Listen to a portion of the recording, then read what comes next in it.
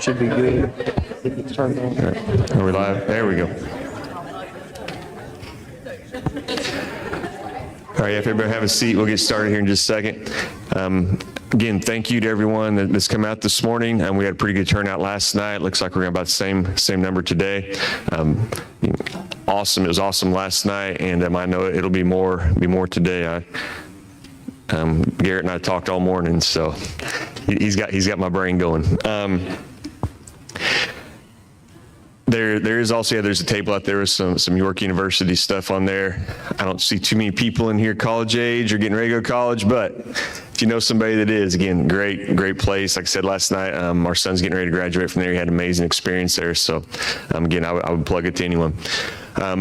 I'll go ahead. I'll start us off with a prayer, and then I'll turn it over to Dr. Best.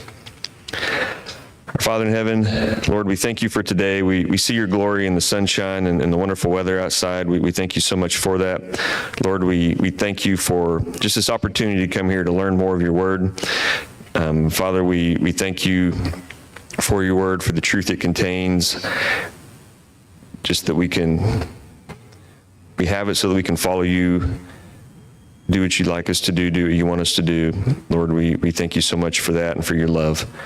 Father, we pray that you bless everyone that's here, everyone that's come here to learn and to try to find out more about it. And Father, we ask that you bless us all that are here this morning. We thank you so much for your son. We pray that you be with us through this day. Bless Dr. Best as he presents this to us. We pray this in Jesus' name. Amen. Well, good morning. It's scary when you do a night session and you're like, is anybody going to come back the next morning? And so the fact that there's someone here, that's a good sign that it wasn't totally terrible last night, at least. So that's a good sign. Thank you for giving up a big part of your Saturday to be here, to love the book that I love so much. Glad that you're here. A couple of announcement things. I'm going to share the PowerPoints with Brendan, and if you want those, you can get those afterwards, so you don't have to furiously take notes or pictures or anything. I put some of these little pieces of paper on the end of the rows. If you have questions and you want to jot them down, just pass them to me over the breaks or over lunch, and I'll take a look at them over lunch, and then we can do a quick Q&A after that third session this morning. If you need more than what I have at the end of the row, I put some on the table out there next to the sign-up sheets. I do have 2 sign-up sheets on the table. One of them is I'm going to say more about this maybe in a moment, but my wife and I do lead Bible Land tours. So if you want to go visit the 7 churches of Turkey, we're going back there in 28. If you want to go to Israel, we're going there next summer. I'm assuming everything's going to be over. And then we'll go to Egypt in 29. And so if you're interested in visiting Bible Land places, we take people. We're taking 38 people in May to go visit all the Bible artifacts in the museums of Western Europe. So we're going to go to the British Museum, the Louvre, Naples, Rome, Pompeii, see all the things related to early Christianity in those sites. So if you'd be interested in just being on our interest list for those trips, I have a sign-up sheet out there. I also, you'll note today, I do a lot with Roman coins. I'm going to show you a lot of coins today. That'll be the plug for class tomorrow morning as well, for Bible class in the morning. And if you like that approach, if you find the coin approach helpful, I'm contracted with a publisher called Hendrickson. I'm currently writing a book on Revelation using those coins. So if you like this presentation and you would want to know when that book comes out, you could sign up on that list as well out there. And I'll let you know when that book comes out, and maybe you you be interested in purchasing it. So those sign-up sheets are out there. The extra Q&A sheets are out there. And a little word about this, we're doing 3 sessions today, and on the schedule it may say hour. It may not work out exactly that way. First one may be an hour, second one may be a little bit longer, because I really want to, in that second session, get to at least one of the big 3. The big 3 being 144,000, so you can talk to your Jehovah's Witnesses neighbors, right? 666, or the 1,000 years. We can't cover all of them, but I want to do 666. I feel like that's like the biggest one. Need a little time in that second session, but then that I can shorten the third section, so it's going to end up being 3 hours total for you all, but it may not be hour. I also want you to know that I have a small bladder, so we will take breaks in between the sessions, so don't worry about that. We will take breaks today.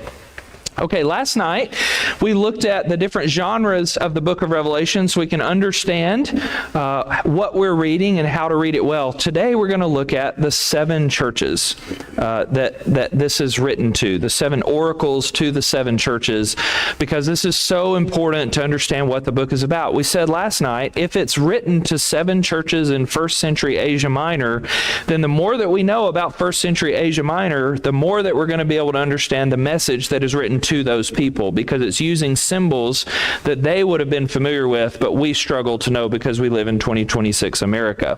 So let's jump right in. When we talk about the 7 churches of Asia Minor, we actually are talking about cities that were in, and churches that were in cities that is what is in modern day Turkey. So here is Turkey, and these cities would have all been over here along the coast. All 7 of them are right in this area right here. You can actually see in some of the modern names of the modern cities that are in Turkey, you can see remnants of those ancient cities. So for example, this is one of the major cities in Turkey today. It's called Izmir. So this is the modern name of the city. Can you see Izmir? That's not far from Smyrna. This is the modern equivalent of the ancient city of Smyrna. So you can even see some of the remnants of the ancient cities. Can I give you just a little... like this is your random factoid for the day. The country of Turkey, they are mortified that in English, the name of their country is our gobble gobble Thanksgiving bird. So they have gone on a multi-million-dollar campaign to try to change the name, at least how we pronounce it. And they prefer that we don't call their country Turkey, that we pronounce it Turkiye. And so if you're ever on a flight and you happen to be traveling there, they'll say, "Welcome to Turkey," because they don't want it to sound like gobble gobble turkey. So there you go. If you want to be nice to your Turkish friends, you'll say Turkey and not Turkey. So that's your random factoid for the day. But in the ancient world, these 7 cities would have been over here in the province of Asia Minor. And here they are. John is down here on the island of Patmos when he writes this. He doesn't deliver the letter. He has to send it with someone. And so he likely sends it over here to Miletus, which is the closest port town here. And then the actual, the order that the 7 churches are listed in the book of Revelation, and then the order that they're listed in the oracles to the 7 churches, it follows the major Roman road that whoever is delivering the letter would have followed to take it there. So if you'll notice the order of them, Ephesus is first, then Smyrna, then Pergamum, Thyatira, Sardis, Philadelphia, Laodicea is last. And the reason for that is that's the order that you'd walk on the road. So it's listing them in order as you go. What do you just notice looking at this map about Ephesus, Smyrna, and Pergamum? They're coastal. They have ports. They're huge. These are massive cities. Ephesus is probably, now we're talking about 1st century AD. What's the population of Springfield? Just about. What'd you say? 150? Ephesus, at the time Revelation is written to them, 250,000. 100,000 more people in Springfield, Missouri. 2,000 years ago, that's a massive city. It's a port city. It's a massive, massive place. Smyrna and Pergamum would have been the same thing. Pergamum actually was the capital of the Pergamese kingdom. That was a kingdom up until about 160 BC. Massive, massive cities in the ancient world. Now, here's one of the things to know about these cities. They're all relatively close to each other. That's why when I take a group of people over to visit, we can be on a tour bus and we can visit 2 or 3 of these cities in one day because they're all relatively close to each other. Now, if I go back to Nebraska, I live in York, but just up the road from us is Aurora, and just up the road from us is Geneva, and just up the road from us is Grand Island. Do you think that all those cities in that relatively similar geographic area are pretty similar to one another? They're dealing with the same kinds of things. These are all 7 cities right in the same geographic area, in the same province, in the same empire, and they're actually very, very similar to one another. And so what's going on in one city is likely going on in another city. One of the ways that we actually know the relationship between these cities is, surprise, surprise, Roman coins. These cities actually had the ability to mint their own coins, and so what they would do is on the obverse side of the coin, they would always put the emperor's head, because you always put the emperor's head on your coins because you want to show deference to the emperor. But then on the other side of the coin, there are many, many of these coins. I only am going to show you a couple, but they're called hominoia coins. Hominoia coins is the Greek word for unity, and these cities wanted to show that, like, we are friends with each other. And so these cities would often depict themselves as 2 people represented by 2 individuals. They're shaking hands. And so this is over here, this is the Deimos or city of Sardis shaking hands with the city of Smyrna. We're friends. We're united. We're similar to one another. This right here is the city of Philadelphia shaking hands with the city of Ephesus. We're in unity with one another. We're similar to one another. One of the things to notice about this is, as you look on this coin, this is 2 women featured here. One of the built-in things that they had in the ancient world was depicting their cities as individuals, and most of the time as women. The reason this is important for the book of Revelation, think about it. Babylon is depicted as the prostitute, and the New Jerusalem is depicted as the bride. They have this built-in category of depicting cities as women, as female figures. It's right here on their coins. Here is Pergamum shaking hands with Ephesus, and here is Smyrna shaking hands with Ephesus. What's happening in one church is likely happening in the other churches. They're close to one another. They're united with one another. And so what's going on in one is similar to the other. And then you get these oracles to the 7 churches. And I said last night, we sometimes say letters to the 7 churches, but these don't read like standalone letters. They don't have all those features of letters. What they do look like, you remember how much John loves the prophets of the Old Testament? Go look at Amos. The word of the Lord to Judah, the word of the Lord to Israel, the word of the Lord to Nineveh. It looks like a prophet giving an oracle to the churches. And so I like to call them 7 oracles to the 7 churches. And if there's anything that we know about the book of Revelation, it's these, right? This is, and a good reason for that. These are the things that feel the most familiar to us. It feels familiar to have Jesus just say something plain to these 7 churches. The more that we know about these 7 churches, the better we're going to understand what the book of Revelation is about. And I asked last night, how many of you in here could tell me one single thing about Sardis in the 1st century or Pergamum? I mean, even if I went back on a map, would you even be able to point to these cities on a map if I'd ask? And the answer is probably no, right? For most of us. No. We actually know a whole lot about these cities.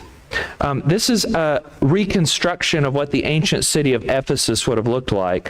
Massive. Ephesus is one of the most archaeologically excavated ancient sites in the world. This is why many people want to go visit there. It's one of the best preserved archaeological sites across any of the ancient cities. Do you know how they usually get to the number of the population of some of these ancient cities? This, by the way, let me go back. Here, see this big theater right here? This is that theater. One of the ways that they estimate the populations of some of these ancient cities is that the theaters were usually built to accommodate about 10% of the population for a show or something like that. And this theater seats 25,000 people. That tells you that the city was about a population of 250,000 people. That's one of the ways that archaeologists estimate the population of these cities. By the way, just so you know, this is not just helpful for the book of Revelation. This is the same theater that in Acts 19, Paul gets caught up in the riot and gets dragged into the theater. And when you go and you visit these sites, you start to see things in different ways. For example, I'm just going on a tangent about the book of Acts now. Acts chapter 19, it was that silversmith named Demetrius who stirs up this mob, and then they drag Paul into, guess where the marketplace is? This is the marketplace where Demetrius would have had his shop. So he causes a mob. I'm going to go back to our original. This is the agora. This is the marketplace right here. So he causes a mob to start right here in the marketplace, and then they literally, where do they have to go to get to the theater for the mob, the riot? Boop, right there. It's literally right across the street from where the marketplace is. So you go and you see these things and you have a different perspective on it. This is the main street there in Ephesus as you go down, and it's amazing how well preserved it is. And this is our group from our tour this past summer. And there's the theater in the shadow. Where we're standing is where Demetrius and the silversmiths would have stood. And they literally just walk across the street to the theater for that mob to take place in Acts chapter 19. Here's my point. You may not come into this workshop knowing much about the ancient world, but archaeologists and scholars know quite a bit about the ancient world. We can go there, we can walk there, we can see the dynamics of the text, and the more that we know about them, the more that we'll be able to understand the text. One of the places that I take people that, in my opinion, if you say, Dr. Best, where's one of the places that you have been that has been one of the most surprising and breathtaking places ever? It is Pergamum. It is unbelievable. This is up there on the top of Pergamum, and you can see the modern city there down below. And the ancients had an eye. One of the things you realize when you visit these sites, the ancients had a real eye for aesthetics. They knew how to build their temples in places where when you go there, even today, you would go, oh, this had to have been breathtaking for people to be up there. I'm standing up there at the top, actually with my back towards one of the major temples looking. This is one of the most interesting theaters in all the ancient world because it's the steepest theater in the ancient world. Every time I go there, I think, anybody took a tumble down those stairs, you're not coming back from that. So I'm still waiting on them to like uncover some inscription that's like, Scarlett took a tumble and didn't, this is where she died right here. But can you imagine being at a show with that view in the evening? Right? Pergamum is absolutely incredible. This is an aerial of that theater and that temple complex up there. In fact, to get to the top up here, you have to take a sky rail. You have to get in a sky rail car, and they have to take you up there on this sky rail, and you get to walk around this site. Now, no matter where you are, one of the things that they would do in the ancient world, this is called an acropolis, like acrobat, high up in the air, polis, city. This is the high point of the city. Every ancient city in the ancient world has an acropolis, and on the acropolis, no matter where you go down below in the city, you can see those buildings.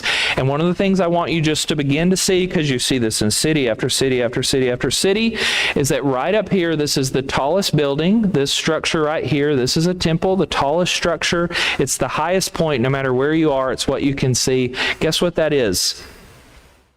It's the temple to the emperor. No matter where you are, you need to remember who is worthy of your ultimate allegiance and worship. They build it into their architecture. This is a reproduction of that temple. Actually, down here below is it's not even pictured here. It's the great altar to Zeus. Zeus is the great high god, but his altar's way down here. That right there, the highest point, is the temple to the emperor. Architecture communicates your theology. When I come into a Church of Christ building and I see a baptistry at the highest point of our buildings, that tells me something about your theology. When I come into a building and I see a table, and in every Church of Christ you can see a table that says, do this in remembrance of me, that tells me something about your theology, doesn't it? The fact that the pulpit is usually raised up here tells me something about what you believe about the preaching of the Word of God. Do you see it? In the ancient world, their architecture communicates their theology. What's higher than the temple to Athena? What's higher than the altar to Zeus? The emperor's temple. That's Pergamum. This is me standing at the back of that temple looking out. Do you think this would have taken your breath 2,000 years ago? They knew what they were doing when they built these things. You walk around these sites and there's still inscriptions. Many of these things are now in museums, but many of these things are in inscriptions that are still sitting right there. I'm walking around Pergamum and I walk up and I see these inscriptions. Let me just show you a couple of things. Do you see this word right here? Autokrator, Niru. Do you know what the word autokrator means in Greek? It means almighty. The word almighty occurs for God 15 times in the book of Revelation. Why does it occur so many times in the book of Revelation? Because in the first century world, they knew who the almighty was. It was Nero. It was Kaiser. By the way, look at this. I don't even know why I had this on here. I just took this picture and I'm just standing here reminding myself of my slides. This right here, Theou, God, Nero. They knew who the Almighty God was in the ancient world. It's on every inscription around the city. It's not God or the Lamb. It's the Caesar. Do you see it? It's right here. Then, do you notice right here there's some blank spots? What about this right here? What does it look like's happened right here? Looks like somebody's chiseled something out right there. Do you know what this is called in the ancient world? It's a practice called damnatio memoriae. What would happen is for an emperor, after they died or were assassinated or whatever, the Senate could actually vote to damn their memory. And if your memory gets damned by the Senate, they literally have to go through the city and chisel that name out of every single inscription where their name, and there were 3 different emperors that this happened to, Caligula, Claudius, and one of them was, Caligula, Nero, and Domitian, who's likely the emperor when Revelation was written. All their memories were damned, and so you'll find these all over the place. The reason I mention something like this is, remember what Jesus says to one of the churches? Your names will not be blotted out. This is an existential crisis that people have in the ancient world, that your name one day will be forgotten, that your memory will be damned. And Jesus says to those churches, you don't have to worry about that. Your name will never be erased. This is where this stuff just comes to life as you walk around these sites. Laodicea is one of the most incredible cities. When you walk around there, remember what Jesus says to them. You're rich. You know, you've got all these good things going on. You walk around the site, you go, wow, they really are. In fact, one of the things, you can't see it, and I don't have a picture on here, but this is a theater right here, massive theater, seats a couple thousand people, probably about 7,000 to 10,000 people. And then right here on this hill is another theater, 7,000 to 10,000 people. And so you go, wait, we got a theater right here, and we got a theater right here. They're right next to each other. Why does a city like Laodicea need to have theaters like right beside each other like this? Why do you think they would need 2? And the best answer that archaeologists can come up with is, do you want to watch the show with the sunrise or the sunset? You talk about rich, talk about a wealthy place. This is one of those places. Now, when you're walking around Laodicea, do you see this white thing over there? Do you see that? What do you think that is? Somebody have a guess? I usually hear people say snow. Can I show you what it is? It's salt deposits from a modern city called Pamukkale. This is water that's coming up from, you might think of something like Hot Springs, Arkansas. These are hot springs that come up out of the ground, and they have such high mineral deposits that over the years and centuries, it's turned it into this. Now, let me go back to Laodicea right here. Do you remember what Jesus says to this church? You're neither hot water nor cold water. Look at what they can see from their city, a place where there's steaming hot water, mineral water coming up out of the ground. That is literally something they can see with their own eyes over here at Pamukkale. This is where you would go on the weekends to vacation if you live in Laodicea. You would come over here and you would go to the hot springs. You should come with me on a trip to Turkey. It's amazing. Take off your shoes, walk around in the hot springs, and look at that. One of the things to do is to stay in a hotel around there, because the hotels all channel that natural mineral water to the hotels, and in your room they'll have a separate spigot on your bathtub where you can run the mineral water into your room, into the bathtub. But outside they have these pools, and you can see up here at the very top, these are my pictures from this last summer, those steaming water. It's so hot up there it would literally give you a burn on your skin. So they do it up here, and then as it runs down it cools off till it's actually a temperature that you can get in, because it is burning hot. This is me and 3 of my students at York. We got in there, and you get the mud and you rub it on you. It's like a thing that you do. You'll notice they make you wear head caps to get in there so your hair doesn't get into the water. When we got there, all four of us go down to get into the hot springs, and one of the workers came over to our group and he said, head cap. And he sent us to go, you have to go buy these little head caps. So we go down there, and I walk up, and the lady looks at me and she says, you no need. So the three of them had to wear head caps, but I did not. But that's us sitting in the mineral water. And I just point this out to say, when Jesus speaks to these churches, he knows the local situation in these churches. He knows what's going on the ground, that literally in Laodicea, when he says you're not hot water, they can see it. In fact, this is my picture here. This is me standing at Laodicea, and I'm looking at that white. I took these, by the way, I took my phone somewhere. This is my iPhone. I'm standing in Laodicea, and I can see the white from there. This is me standing at Pamukkale at the white. Do you see that covered building right there? Over at Laodicea, they found an ancient basilica church, and they built a cover over it to protect the mosaic floors. And I'm standing at Pamukkale, and that's how I know I'm looking at the ruins of Laodicea, because I can see the covered building. On my iPhone, I can literally stand there and see it. You follow me? So when Jesus says you're not hot or cold, they know exactly what he's talking about. He's using imagery and geography and things that they're familiar with. Jesus knows these churches. They're familiar with these things. If you want to go to these Bible sites with us, it does open your eyes to new realities, to see these places like this. We do have that interest list out there. It's usually about a 12-day land tour, and I could talk to you more about that.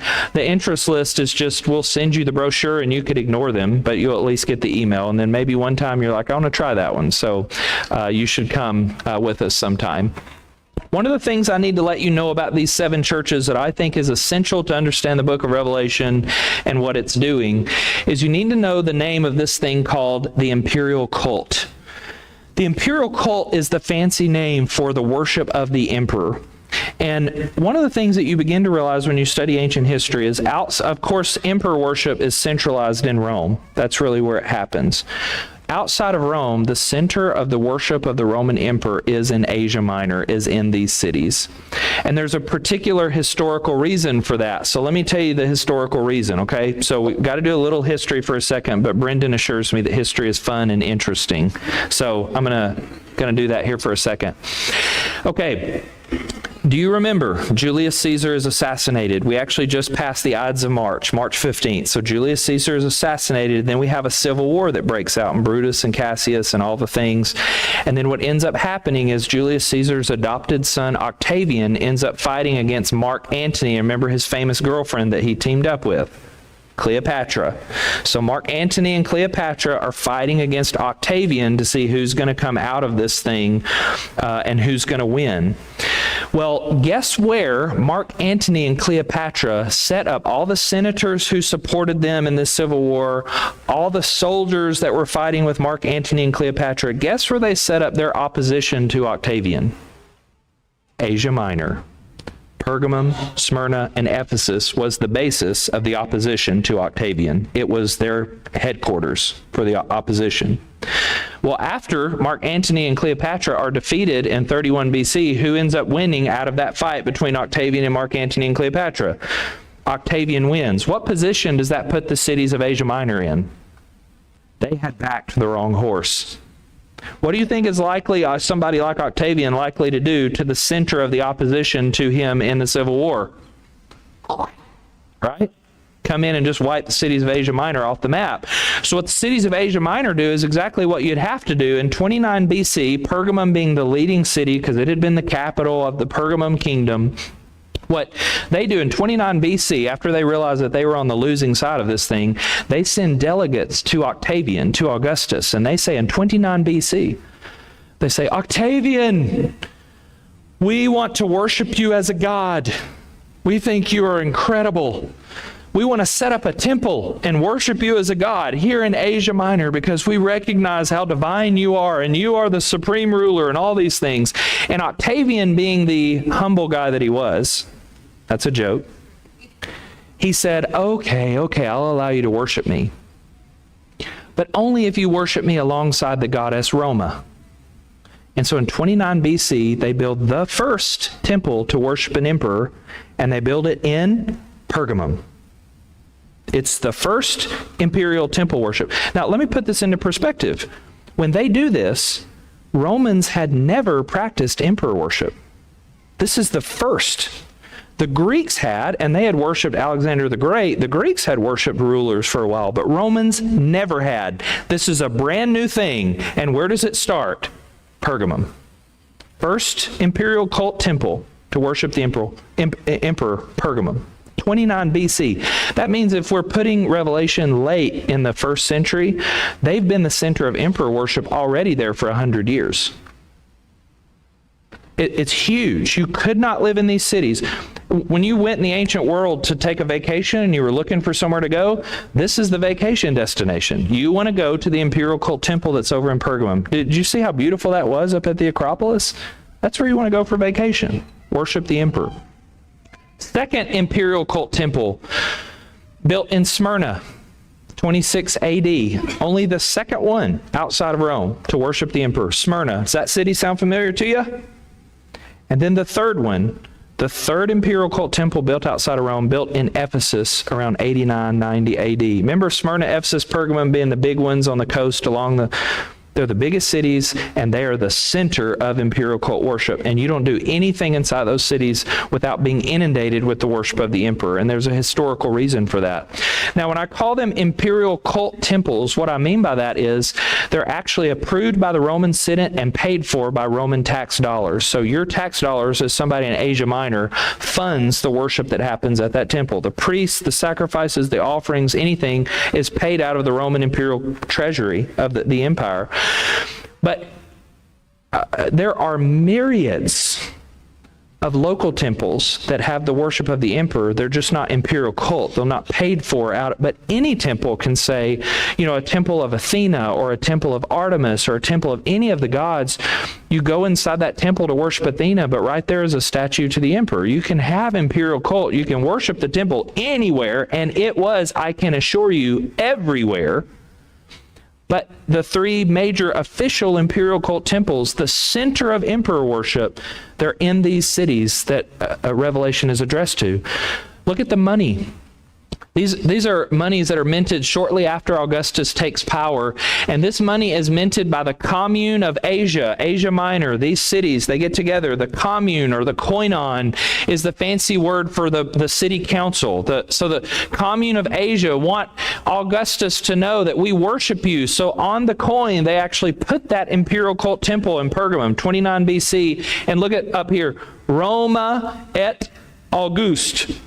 The goddess Roma and Augustus. This was brilliant on Augustus's part, because when he said, well, don't just worship me alongside the goddess Roma, what he did was he tied worship of the emperor to worship of the gods.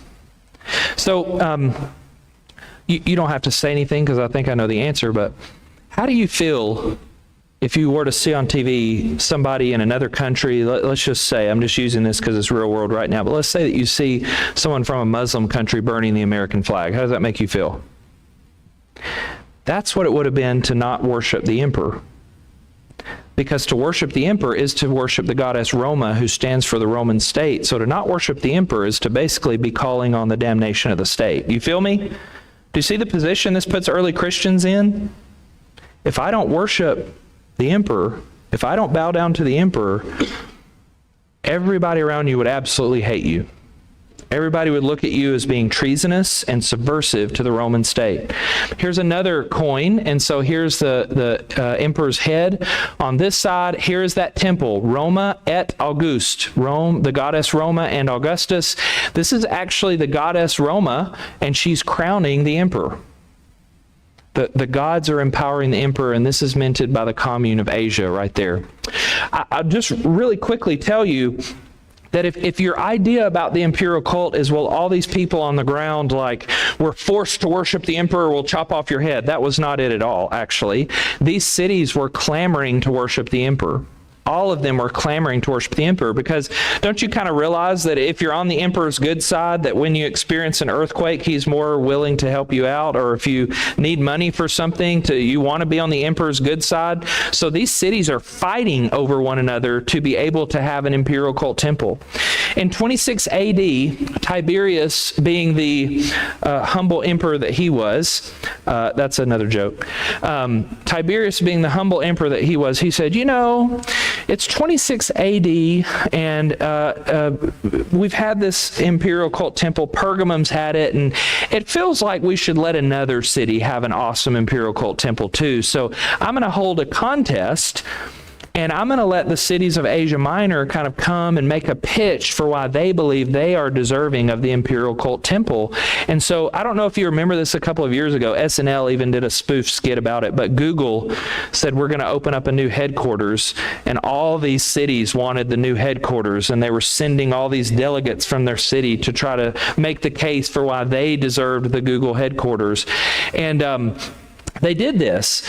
And the reason we know about this whole incident is a Roman historian named Tacitus tells us all the details of this contest. And so these delegates show up, and immediately 4 cities were disqualified as having too little wealth. They were not prestigious enough to have an imperial cult temple.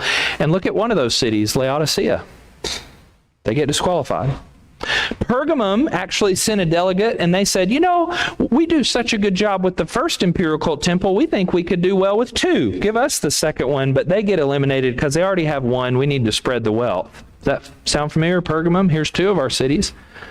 Then Ephesus came, and they sent a delegate, but they said, well, you already have the great temple to Artemis, and so we're going to remove you.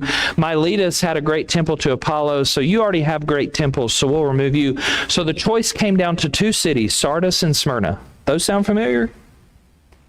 And Smyrna won, and they got that temple in 26 AD. In other words, it's not like the emperor is holding the sword to their neck and saying, you have to worship me. These cities are falling over themselves to worship the emperor. They are begging to be the center of emperor worship. This is that picture of Ephesus. And when you walk down this street right here, it's that street that I showed you a picture of a moment ago that goes straight down, because this up here at the top, this is the Acropolis. I don't know, my laser's not coming on here, but up there at the right-hand corner, that's the Acropolis. And there's a temple right there. Do you see that? This is the highest point, no matter where you are, anywhere. You would think this is the temple, but this is not the temple. This is the highest point. This is the highest temple. No matter where you are, anywhere down here, you can see up here and see that temple. If you go there today, to make it the highest point, they actually had to raise the ground. Can you see all that raising right there, that structure? All of this right here, they had to build up this with those archways so they could make this the highest point. What do you think sat up there? What do you think that is? The emperor's temple. When you go to the museum that's right there on the site at Ephesus, this right here where I'm standing to try to give you a sense of how big it was, at the end of that, looking over the city, just like this, with that hand, just like this is what's called the colossal statue that would have stood right there looking over the city. This is likely the Emperor Titus standing there at the emperor's temple looking over the city. Who is strong? Who is mighty? Who is deserving of your worship? In every one of these cities. I just took this picture over here when I was walking around Ephesus. Every inscription that you see it right there. It says Diana of the Ephesians and Divine Claudius. There is somebody in these cities who's divine, who's the Almighty, who is worthy of your worship. And it is the emperor. And to live in these cities, you would have been inundated by that. With that in mind, let's jump into the opening vision of Revelation chapter 1. We're going to look at the opening vision and the message to the 7 churches here for a couple of minutes. And I think you're going to see in this opening section here, in these opening chapters, what the book of Revelation is doing. The first thing that we get to see about Jesus Christ right out of the gate, he is called the faithful witness, the firstborn of the dead, and the ruler of the kings of the earth. Where do you think these descriptions for Jesus come from? The Old Testament. Come on, we got to get better at this, okay? All day, I'm going to ask you that, and you got to be queued up. Now, if I ask where in the Old Testament, you're going to be like, I don't have any idea. You might guess Ezekiel. This one's a little weird. This is actually Psalm 89. All three of these descriptions come from Psalm 89. Firstborn, faithful witness, firstborn, and then highest of the kings of the earth. So John is very eclectic in his use of the Old Testament. By the way, what do you think it means for the first thing that you say about Jesus to say that the first thing out of the gate to these cities in Asia Minor to say he is the ruler of the kings of the earth? We are not mincing words here right out of the gate. You with me? We are not mincing words here right out of the gate. And then we get this description of him. John says, I saw this opening vision of Jesus. I turned to see the one whose voice that spoke to me. And on turning, I saw 7 golden lampstands. And in the midst of the lampstands, I saw one like a son of man, clothed in a long robe and a golden sash across his chest. His head and his hair were white as white wool, white as snow. By the way, do you see the double descriptions about the white hair, right? Just notice that. His eyes were like a flame of fire. His feet were like burnished bronze, refined as in a furnace. His voice was like the sound of many waters. In his right hand he held 7 stars, and from his mouth came a sharp 2-edged sword, and his face was like the sun shining with full force. And when I saw him, I fell at his feet as though dead. Where do you think all of these descriptions for the Son of Man come from in this vision? They all come from the Old Testament. They come from Daniel chapter 7. And in Daniel chapter 7, look right here. The Ancient One took his throne. His clothing was white as snow. His hair of his head was pure wool. Did you notice the double description of the white as snow, white as wool?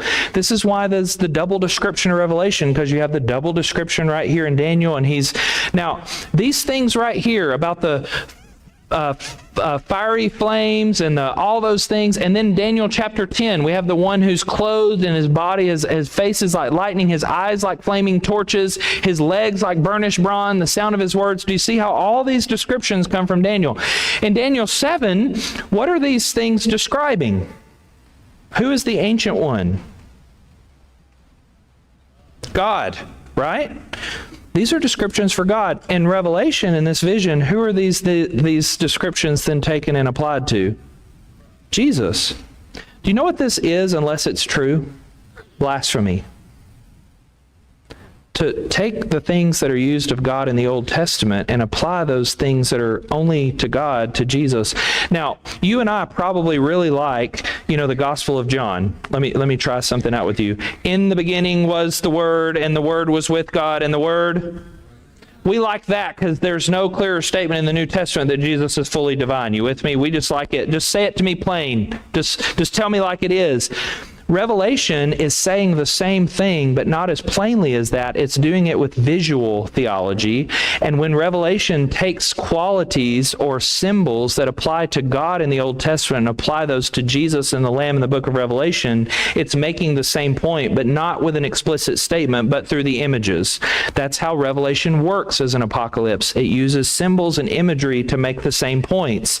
The visual theology is Jesus Christ is fully divine. He has the characteristics of the Ancient One from the book of Daniel. Do you see it? Isn't it powerful? The coolest thing you've learned today so far, right? So powerful. He has all of these characteristics. By the way, the sharp sword from his mouth, this comes from Isaiah chapter 49. He made my mouth like a sharp sword. I want to go on one quick tangent with you for a second. I want you to notice this. A lot of people look at the book of Revelation and it is bloody. There is blood in there. There is violent rhetoric in the book of Revelation, and people get really bothered by that. But here's what I want you to notice. That in the book of Revelation, the only weapon that Jesus ever fights with is a sword, but it is never in his hand. It is always in his mouth. In Isaiah 49, what is this a metaphor for? What does it mean to speak of the sword that comes out of your mouth? It's a way of talking about your speech and telling the truth and preaching the word of God to say that when you say the truth to somebody, it slays them. Now, sometimes we use violent rhetoric when we don't actually mean violent. My son, 10 years old, and he is on a basketball team, and sometimes when I call my parents to say, we just absolutely got slaughtered. That's violent rhetoric, isn't it? And by the way, in York, we did have a rough season. There was quite a lot of slaughtering that happened, but we just absolutely got slaughtered in that basketball game. And I don't mean actually we got slaughtered, but I'm using violent rhetoric. Does that make sense what I'm saying? Jesus strikes people down, but not with the sword in his hand as if he's actually striking them down. Jesus strikes them down with the sword that comes out of his mouth, because in the book of Revelation, Jesus actually never has to do any fighting because the battle's already been won. This is why in Revelation 19, Jesus is on the white horse, and there's the army of his followers who are leading behind him, and it says that they're wearing linen into battle. You know what's a terrible thing to wear into battle? Linen. But you know what Jesus does before he goes into battle? Before he goes into battle, he dips his own robe in blood, which Revelation says a lot of things that are actually nonsensical. He dips his white robe into blood. I don't know if you've dipped anything white into something red before, but it usually doesn't stay white, but it does for Jesus. There's some symbols going on with this. And the reason Jesus dips his robe into blood before he goes into battle is because when he goes into battle, he's not even going to have to fight, because he's already secured the victory that he won on the cross with his blood. The sword that comes out of his mouth, all he has to do is to announce his victory. You know, for all the talk about Armageddon and stuff, have you ever read the book of Revelation? The battles are actually really disappointing. Go read Revelation 19. The frog spirits have gathered everybody for this battle at Armageddon. And everybody's talking about this battle at Armageddon. If Revelation is supposed to predict what happens at the Battle of Armageddon, there is no such thing as a battle. There's not even one verse that describes this thing. Jesus goes in, he goes to battle against the beast. There's not even one verse that describes the battle, because it's over just like that as soon as it starts. Because Jesus is so powerful, because of the victories won on the cross, there doesn't even have to be a battle. You with me? Let me tell you another way that Revelation subverts this kind of violent stuff. I think it's 1916. You can check me. You can open it up. But one of the weird descriptions is when Jesus goes into battle, it says on his thigh is written the words, King of Kings and Lord of Lords. So you can check me. Is that 1916? On his thigh when he goes into battle is King of Kings and Lord of Lords. That's a weird thing to say. Why does Jesus have King of Kings and Lord of Lords written on his thigh? Because for anybody who has on armor, what would be hanging right here? This would be the sword. He doesn't need a sword, because the sword is the proclamation of his victory that comes out of his mouth. He's not actually carrying a physical sword. All that he needs is the proclamation that he's King of Kings and Lord of Lords. That is the proclamation that wins the battle. You follow me? So here's my point. For when you read Revelation, you think, oh, this is hopelessly violent. It uses violent rhetoric, but it's actually, I love the subtitle of a scholar's book. He says, Revelation is violently pacifistic. You actually don't have to fight because the battle's already been won. So it uses violent rhetoric, but it's actually in the service of a pacifist message of a lamb who's slaughtered instead of an emperor who slaughters. Isn't that cool? Okay, sorry. That's my tangent. We have to go on tangents sometimes, don't we? Okay, look at this description of Jesus. Every single one of those things in that opening vision of Jesus. By the way, when you close your eyes and think about Jesus, do you think about this Jesus, white hair? Do you think about that Jesus? I have to show you this really quickly. So I was doing these workshops, and she works at York. Her name is Kay Magner. I don't know if anybody in here would know Kay, but I don't want to guess Kay's age, but she's been around for a minute. And she told us about a story when she was in college. She went on a campaign to Mexico, and when they went on this campaign, the guy who took them on the campaign, the mission trip, told them that in Mexico the men are machismo.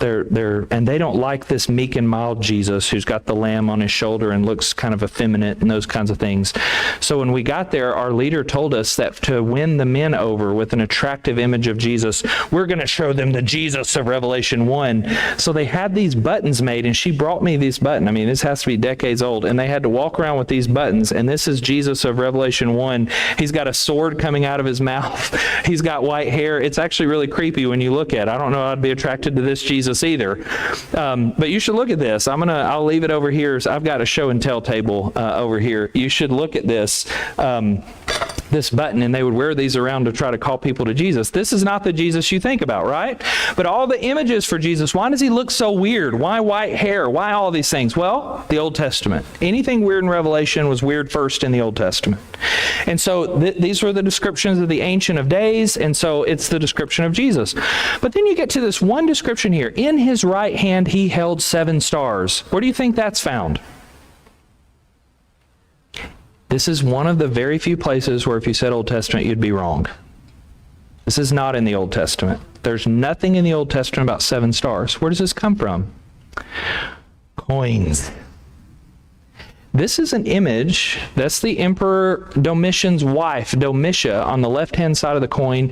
And Domitian and Domitia lost one of their children in infancy, and they minted a coin to commemorate that child. And this is that child that had died early in childhood, and that child is seated on, can you see the round thing right there? Let me give you another factoid so that we can stop saying ignorant things and believing ignorant things. Everyone in the ancient Roman world knew that the world was round. They had actually calculated the circumference of the world back by, the Greeks had done this in Eratosthenes in the 3rd century BC. They knew the world was round, and so this is imperial image to say who is seated on top of the world. It's the emperor and his family. This is their son, and he's looking to his right side, which is his strong arm, and there are 7 stars around. They were actually great astrologers, and they could look up in the sky just like you and I can sometimes and see like Jupiter and stuff, right?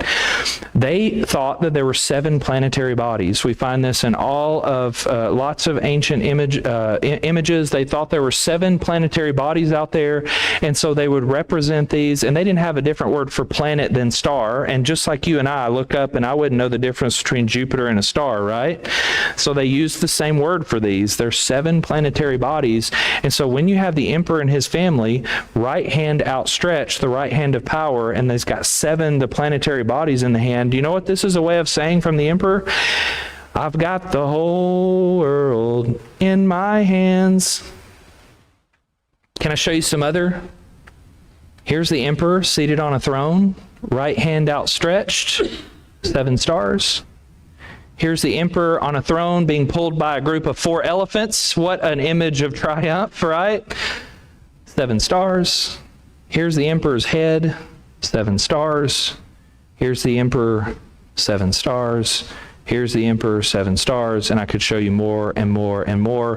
What is Revelation 1 trying to do? Here's what I'd argue. This image right here is trying to do what the whole rest of the book is trying to do. It is not the emperor who has the whole world in his hands. It is Jesus Christ. You have the wrong king. And if you're in these churches and you are tempted to follow that king, you are following the wrong King of Kings and Lord of Lords and Almighty. It is not that emperor who has the 7 stars in his hand. It is Jesus Christ. And I don't know how to understand this description of Jesus having 7 stars in his right hand without thinking about these coins that they're carrying around in their pockets. You with me? And then it's that same Jesus. What's the point of all of these descriptions of the Ancient of Days in the Old Testament? I don't know about you, but I don't want to mess with the Jesus of Revelation 1. Fire coming out of his eyes, a sword coming out of his mouth. I think this image is meant to kind of wake you up. And then it's that Jesus, if you have never noticed this, before each one of the oracles to the 7 churches, it'll say something like, the one who has the sword coming out of his mouth says to the church in Philadelphia. The one who has the fiery eyes says to the church. And just like what happened with John, when he saw that vision of the risen Jesus, he fell down as if dead, because that is a Jesus that you don't want to mess with. You with me? Now, where is that Jesus? In that opening vision, that Jesus is amongst the lampstands. And we said last night, the lampstands are the churches. That scary Jesus has been walking around and looking at what's going on in the churches. And what he's about to say to them is based on what he saw when he looked around. Now, here's the thing. If you hear that Jesus has been amongst you and he's looked at your church and seen what's going on, that is good news if you are doing what you're supposed to be doing and worshiping the way you're supposed to be worshiping. But it is scary news if your worship is being misplaced. Now, do you see where we're going with this, with the imperial cult thing? How easy in these cities is it to misplace your worship and get the wrong king? How easy is it to have your image and your heart focused on a different one who has 7 stars in his right hand? You see where we're going? This is what Revelation is doing. This is a key interpretive principle of the book. You have to get these messages to the 7 churches because the rest of the vision in chapters 4 to 22 is addressing what is going on in these 7 churches. Remember where we started. They're close to each other. They're united with each other. They're shaking hands with each other. What's happening in one is happening in the other. They're right up the road from each other. So what issues do these churches, what messages, what things are going on in these churches? I wish we had time to do this, and we don't have time to do this. I do this assignment in my classes. I break them up into 7 groups, and I say, this group over here, you're Ephesus, and this group, you're Smyrna, and this group, you're Philadelphia, and I want you and your group to become an expert in your church. I want you to write down every single thing that it says, and I want you to write down in one column, what are the things that they're doing well? But then what are the things that they're not doing well? And so I give them some minute to go read their oracle. We come back together. I've got a whiteboard, so I start with Ephesus because that's where it starts. Said, tell me about your church. And the group over here in Ephesus starts to say, well, we've got a problem with some false teachers because in our city, there's some false apostles that he praises them for having stood up against. And as soon as group 1 said, we've got some false teachers over here, these false apostles, the other group starts saying, hey, we've got false teachers too. Thyatira, we've got some false teachers. Laodicea, we've got some false teachers. And what you start to see in these oracles, we may not have connected them this way, but the same things that are happening in some of the churches are happening in the other ones of the churches. They're right there close together. Similar things are happening. So what's going on in the churches? First, there's 3 things. First thing, these 7 churches are experiencing conflict with outsiders. And this ranges.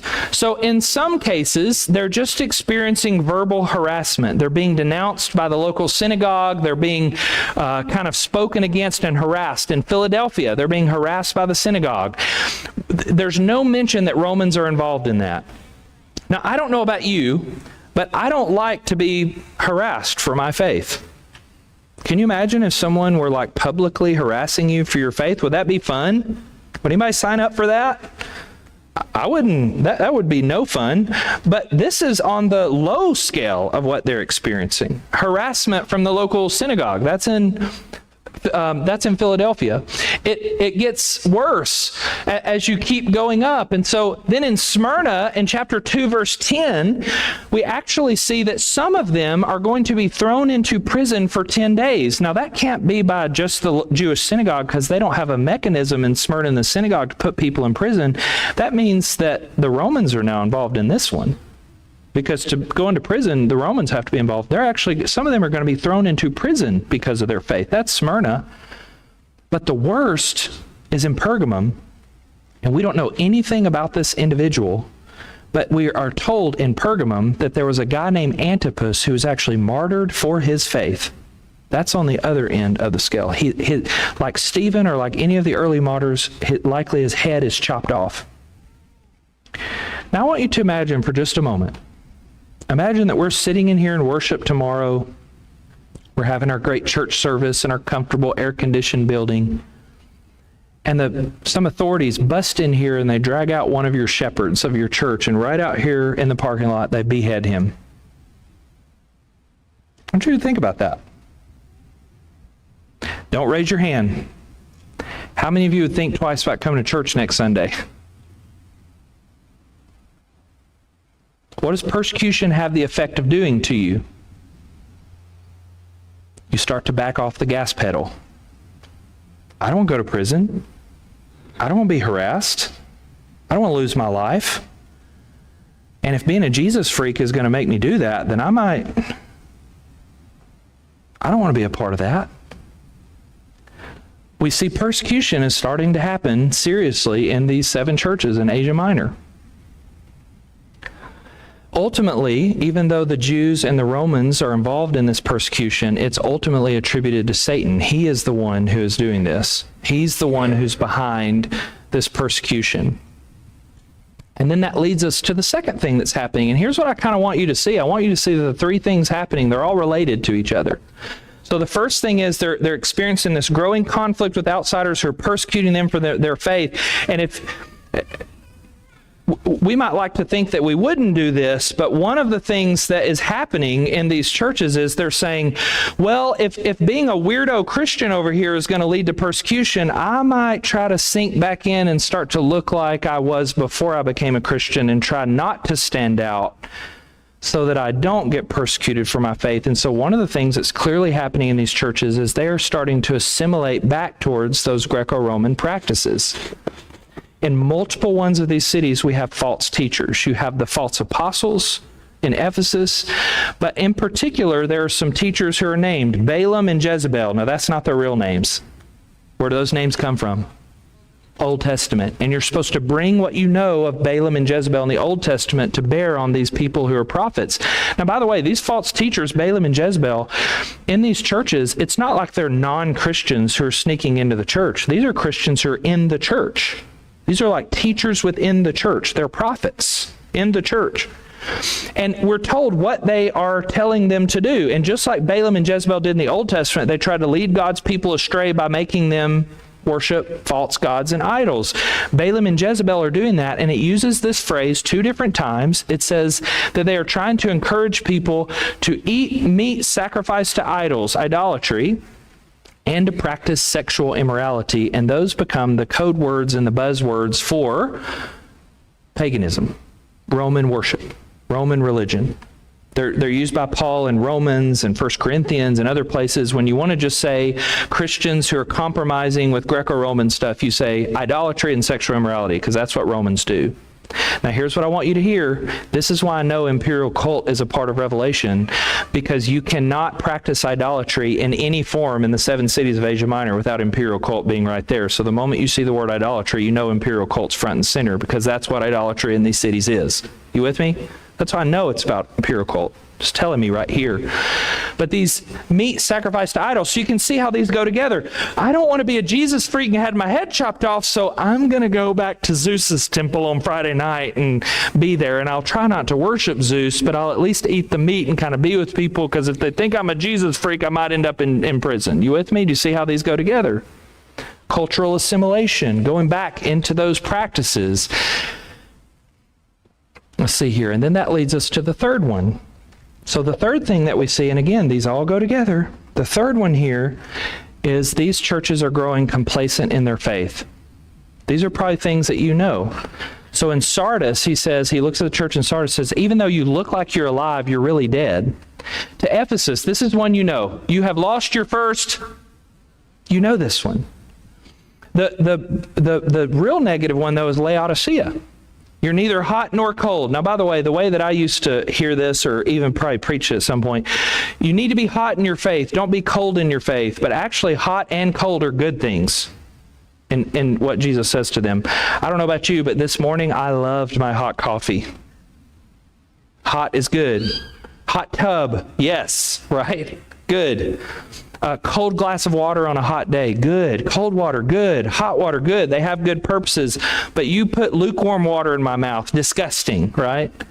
But have you noticed why they're lukewarm? Have you noticed what he actually says about their lukewarmness? This is something we don't often talk about, because it's going to start to get uncomfortable for us in our air-conditioned building and our padded pews. He says that he quotes them. Jesus looks at Laodicea and says, you are saying out loud, I am rich, I have prospered, I am in need of nothing. And in that phrase, I'm in need of nothing, if you don't need anything, one of the things you don't need and what is the Lord. And so these people who are rich and prospering, they're backing off the gas pedal. They're walking away from their first fervor of Jesus Christ, because that kind of fervor is going to lead them to lose their money, to be persecuted, to be thrown into prison, to maybe even beheaded. And so all these churches are kind of stepping off the gas pedal and backing off of their faith. They're growing complacent in their faith. If you could go back to these cities, remember Ephesus, 250,000 people. I actually don't think that Ephesus in the first century would have been that unlike Springfield in 2026. I don't think it would have been that dissimilar. If you go to Ephesus today, they have found these unbelievable, they're called terraced houses. These date back to the first century. Guess what? They have running water in their bathrooms. 2,000 years ago, clay pipes, running water in their kitchen and their bathrooms. unbelievable wealth in these cities. In the book of Revelation, there's 3 vice lists. And one of these I'm unfortunate, I think that you know this. Revelation 21:8, 21:8. Have you ever heard this? Liars go to hell, burn, burn, burn. Don't ever sing that. That's bad. Here's what I want you to see about these vice lists, though. When he tells them, don't do this, don't do this, don't do this, don't do this, these are not random lists. These are the things that they're doing. They're contextualized. And what shows up on every one of these lists? Idolatry and sexual immorality. This is a problem for these churches. It's what they're tempted to do. Here's what I want to end this session with. So you've made it to the end of the first session. Here's what I want to end with. I started last night with a provocative statement. Here was my provocative statement. I think Revelation is the most relevant book for our cultural moment. Let me remind you what these churches are going through. They are experiencing increasing conflict with outsiders, and so they are being complacent in their faith, and they're assimilating back into what the culture around them is doing so that they don't face that pressure from there. Can I ask you a question? Do you feel like every year that goes by it gets more and more difficult to be a Christian and open about your Christian faith in our culture, and that we experience increasing conflict with outsiders for our faith? Does that sound familiar to you?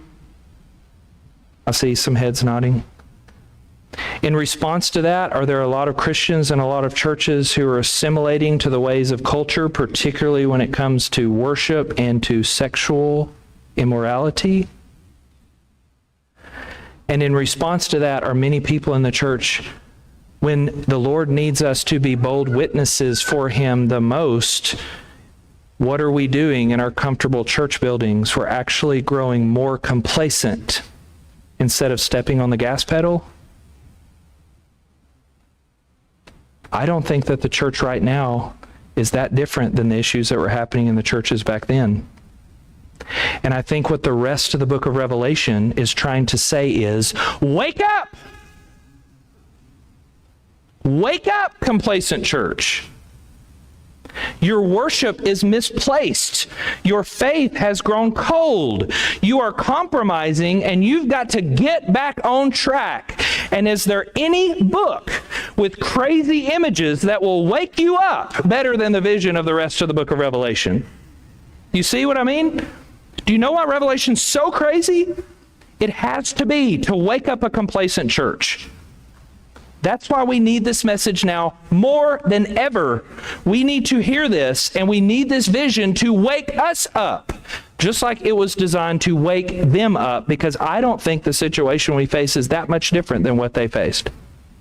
Let's take a break, and we'll keep going in the next session. Thanks.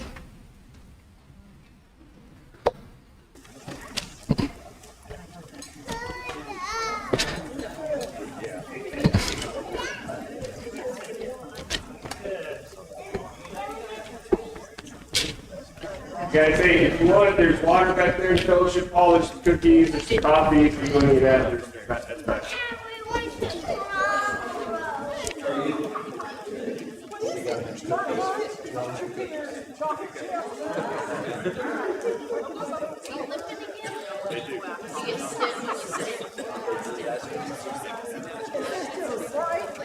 Yeah, just a break.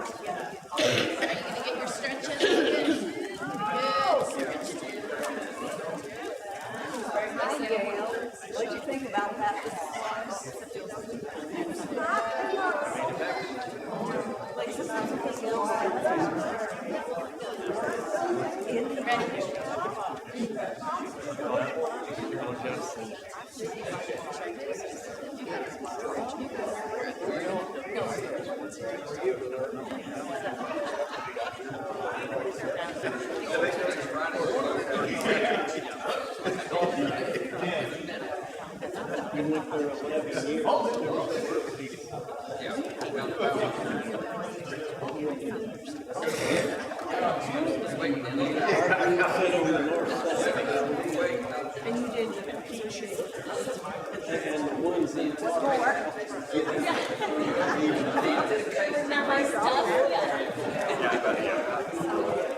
What's not over there?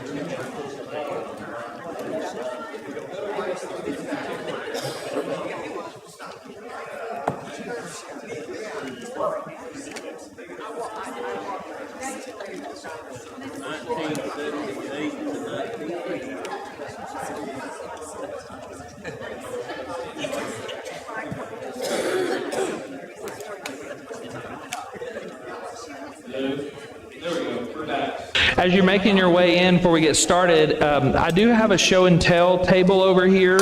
I brought with me 4 coins. They're hard to come by, but I've found some auction websites. I have 2 coins from Pergamum and 1 coin from Smyrna. You can flip them up and see. And 2 coins from Pergamum and 1 from Sardis.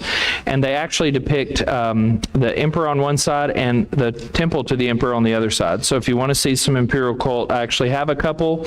And then the 4th one is, I was really excited to get to win this coin in a bid. On the back, there's a rider on a horse who has a sword in his right hand. And there is, it's kind of hard to make out because it's obviously 2,000 years old, but there's a severed head next to the sword. And I just like that coin because it's a contrast with Jesus as the rider on the horse, but the sword is not in his hand severing heads. You know, it's actually trying to kind of undermine that Roman image. So I have those 4 coins. If you want to look, you can flip it over and see the backside on all those coins. So on the break, if you want to take a look at those, you can. All right, 3rd session.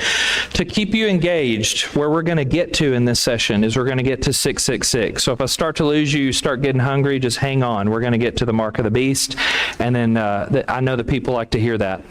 When people read Revelation, I have my students read it the first couple days of classes, and I say, what do you think this book is about? And they come and they're like, this is crazy. All these jumbled visions. It just feels like this crazy stream of stuff.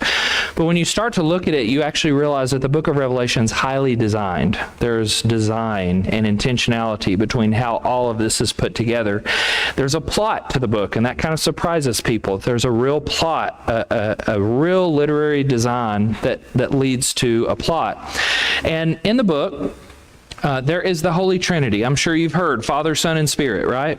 The Trinity. And if you live for the Father, Son, and Spirit, you get the reward of the New Jerusalem or the bride.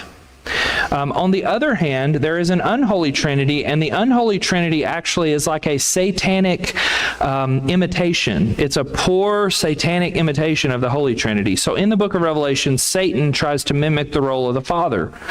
In the book of Revelation, the beast tries to mimic the role of the Son, and then the land beast tries to mimic the role of the Holy Spirit. Now, you're just going to have to trust me at this point, but I'm going to prove this to you today. Satan, the dragon, represents Satan. The 7-headed beast represents the emperors. I'm going to prove that to you, so just trust me for now. And then the land beast represents all those people who promote the worship of the emperor. I'm making the case to you over the weekend that Revelation is actually really taking a shot at the imperial cult, which would have been so central to the lives of these ancient people. And if you live for that unholy trinity, you are going to get a city as well. You're just going to get Babylon the prostitute. And so do you want to live for the bride or do you want to live for the prostitute? This plot is very advanced. So it actually brings in this unholy trinity, this trio of bad guys, villains. It brings them in one by one. Satan comes in first, and then the beast and the false prophet come in second, and then you get shown who you live for, a prostitute who rides on the beast, and then they're taken out one by one. So you see how you have a structure of A, B, C, C, B, A. They're taken out one by one. The prostitute is destroyed first, the beast and the false prophet are conquered, and then Satan is thrown into the abyss, the lake of fire. And everything in between is designed to form a contrast between these Holy Trinity, unholy Trinity. So the plot of the book is actually set here in the very first couple of verses when we are told that grace to you and peace from the one who was and who is to come, from the 7 spirits who are before his throne. The throne is mentioned here at the very beginning. The last thing that's said to Laodicea, so the last of the oracles to the 7th church, if you conquer, I will give you a place with me on my throne. So we are told from the very beginning of the book of Revelation that God has a throne. Whenever you watch a movie or whenever you read a book, you need a good plot. You need tension in the plot. And the tension in the plot is created by the fact that in the book of Revelation, there is an alternate throne that is set up. Look at this, chapter 2, 2, verse 13. In the city of Pergamum, where Antipas is beheaded, that is the city of Satan's throne. Satan also has a throne, and in chapter 13, Satan gives his throne and authority over to the beast. Revelation at its core, if anybody says, what's the central message of the book of Revelation? It's this: what throne are you at? Are you at the throne of God? Are you at the throne of the beast? That's what the book of Revelation is asking. God is the one who is and who was and who is to come. The beast tries to mimic that, but it's not. It's a grotesque imitation. The beast is who was and who is not and who is about to. Do you see that? It's a grotesque imitation. He can never be what God is, but he tries to make it look like that. The lamb is described as having 7 horns and being slaughtered. And when you look at the beast, it has horns, and the beast received a fatal blow but has been healed. And look at this, chapter 13, verse 11. I think this is one of the key points that the book of Revelation is trying to make. The beast tries to make itself look like the lamb. Look right here. It had 2 horns like a lamb. The beast tries to look like the lamb. One of Satan's best strategies in the world is to dress worldly things up and try to look like Jesus. You follow me? That's what distracts God's people away, is when things of the world are dressed up to look like the lamb. The beast tries to be like the lamb. The lamb redeems people from every tribe and language and people and nation. The beast has authority over people from every tribe and people and language and nation. Do you see it? All these contrasts. The lamb has people from every tribe and people and language standing before the throne and before the lamb, but the beast has people from every tribe and people and language and nation who are worshiping it. The lamb, every creature under heaven, is worshiping the one who's seated on the throne. And the beast, the whole earth is worshiping the beast. The whole earth is following the beast. The lamb conquers. The lamb has conquered, but the way the lamb conquers is by being slaughtered. The beast conquers, but he conquers by slaughtering. See the contrast there? Then we get to the Lamb, who is the ruler of the kings of the earth, but it's Babylon, Rome, who rules over the kings of the earth. The Spirit is the one who's calling people to Jesus. The Spirit is the one of prophecy who's giving truth to the people. But there is a spirit of false prophecy, and that is the second beast, or the false prophet. Babylon and New Jerusalem are compared time and time again. So Babylon is dressed up in these jewels and gold and pearls, and she's got all these precious stones all over her. And those same stones that describe Babylon, Rome, they're the same stones that are found in the New Jerusalem. There's all these contrasts that are happening. It's Babylon who rules over the kings of the earth, and all the nations come to her. But in the New Jerusalem, all the nations and the kings of the earth will be in the New Jerusalem. The reason for all these contrasts all throughout the book is to provide readers with these stark alternatives in these questions. Are you serving God, or are you serving the dragon? Are you following the Lamb, or are you following the beast? Are you listening to the truth from the Spirit, or are you listening to the false prophet? Are you living for the New Jerusalem, or are you living for the Babylon? And here's the major question: which throne are you at? Do you see it? It's highly designed. It's not random. It's very intentional in posing these questions to you. What we're going to do then, to get the centering message of the book, is we're going to look at the 2 throne texts. It's hard to come into a church and have one weekend to do Revelation. So I want to show you how the book works by looking at the throne text. I want to look at Revelation 4 and 5, the throne of God and the Lamb. I want to look at Revelation 13, the throne of Satan and the beast. And I think when we see these messages, I think you're going to get the gist of what the rest of the book is doing, okay? So we're going to start with Revelation 4 and 5. And what I want to do and how I teach this is I want to teach you how to read the symbols of the book. So I want us to see how the symbols and how the imagery of the book works by asking what is going on with these images. And if you start to feel confident with it, I believe you could leave this workshop and go and do it with other passages in the book of Revelation as well. So let's start with Revelation 4 and 5. I call this the centering vision of the book. Tomorrow morning, if you come back for worship, we're going to look at, during our sermon time, the central message of the book. And the central message of the book is found in Revelation 11. It is not only what I think John would say is the most important chapter in the book, because he says, I literally literally made this the central chapter. 22 chapters, 11's right there in the middle. First half of the book builds up to chapter 11. The second half of the book is showing what's going on in chapter 11. That's going to be our sermon tomorrow. It's the central message, but this is the centering message. You need to, the vision that you see in Revelation 4 and 5, John wants these churches to center their hearts on this vision, and it's going to fix the issues that we talked about in our previous session that they're having. Okay? Revelation 4 and 5. In Revelation 1, 4 and 5, we are introduced to this throne of God. In chapter 3, to the one who conquers, he offers to these churches, you actually get to sit down with me and my Father on his throne. And so right after that final oracle to the churches, the very last thing he says is, you get to sit with us on our throne. And then the first thing that he's told, Revelation 4, this is the start of the vision. This is the first thing that they're going to see. Usually firsts are important. This is what he's going to tell these 7 churches who are experiencing conflict, who are experiencing complacency, who are experiencing assimilation, the pressure to assimilate back into their culture. I looked, and there in heaven a door stood open, and the first voice which I heard speaking like a trumpet said, "Come up here, and I will show you what must take place after this." By the way, this experience of a vision that he's happening, where do you think this sounds like or comes from? It sounds exactly, by the way, like Ezekiel. And in Ezekiel, when he has this vision, he is by a body of water, the river of Kabar, while he's amongst the exiles, and the heavens open and he saw visions of God. Is very similar language to what John's describing. He is Ezekiel 2.0, and he's having a very similar vision. Remember that Revelation is patterned off of Ezekiel, so just like Ezekiel had his opening vision, John is having his opening vision, and I think you're actually going to see that the vision he has in 4 and 5 is almost to a T the same vision that Ezekiel had in Ezekiel chapter 1. So the first thing is, I was in the Spirit. Where do you think that comes from? Uh-oh. Thank you. Okay, Old Testament. It actually comes from Ezekiel. Every time Ezekiel sees a vision, he is in the Spirit. It's the Spirit who's causing him to have the vision.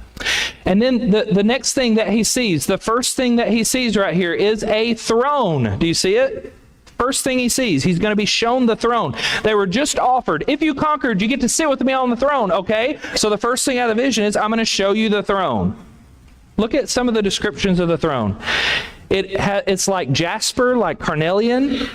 It's a rainbow that looks like an emerald. I don't know if you've seen a rainbow lately, but I went to school and I learned Roy G. Biv. It's kind of weird to say that a rainbow looks like an emerald. You follow me?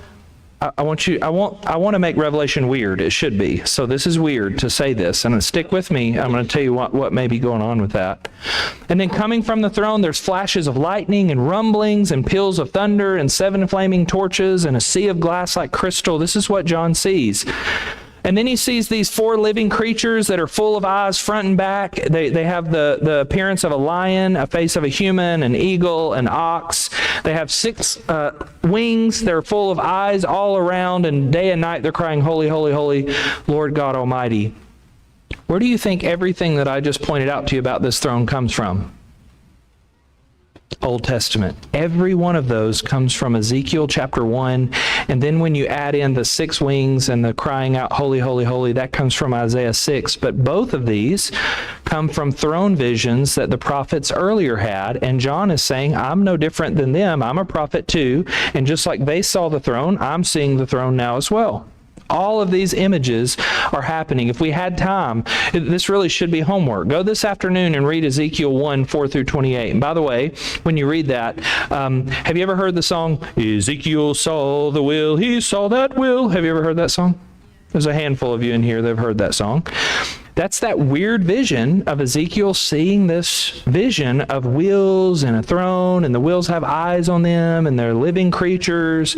In other words, everything in Revelation that you read that seems weird, it was weird first in the Old Testament. We just hadn't read the Old Testament in a while. Okay? So what's going on in Ezekiel? What's happening? What is he describing when he sees this throne? In Ezekiel, the people have been taken over into exile. They're over in Babylon in exile. And Ezekiel sees, he has a hard time describing it clearly. He sees this wheel and he sees these living creatures who are pulling the wheels, and there's one on a throne who's being pulled by this. And what most scholars think is happening in this text is that basically God is saying, look, you are so sinful, Israel, that Jerusalem had become a place where they were actually worshiping false gods at the temple. You saw this as God's mobile home. He says, I got to leave the temple. I got to get in my mobile home, and I'm going to go over and be with the exiles over in Babylon because you've evicted me from my home over here in Jerusalem.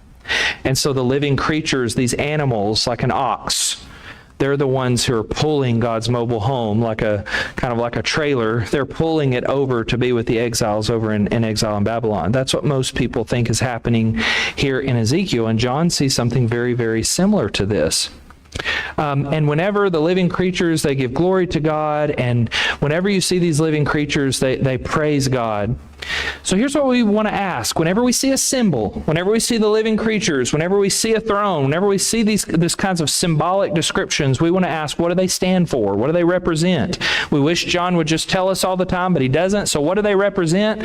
What is their purpose? I wish we could have discussion, but I'm going to go quickly here. I actually think this is an easy one, because I think what the living creatures represent is actually in their name. They represent living creatures. All the living creatures. Let's think about it. What might a lion represent? What kind of creatures?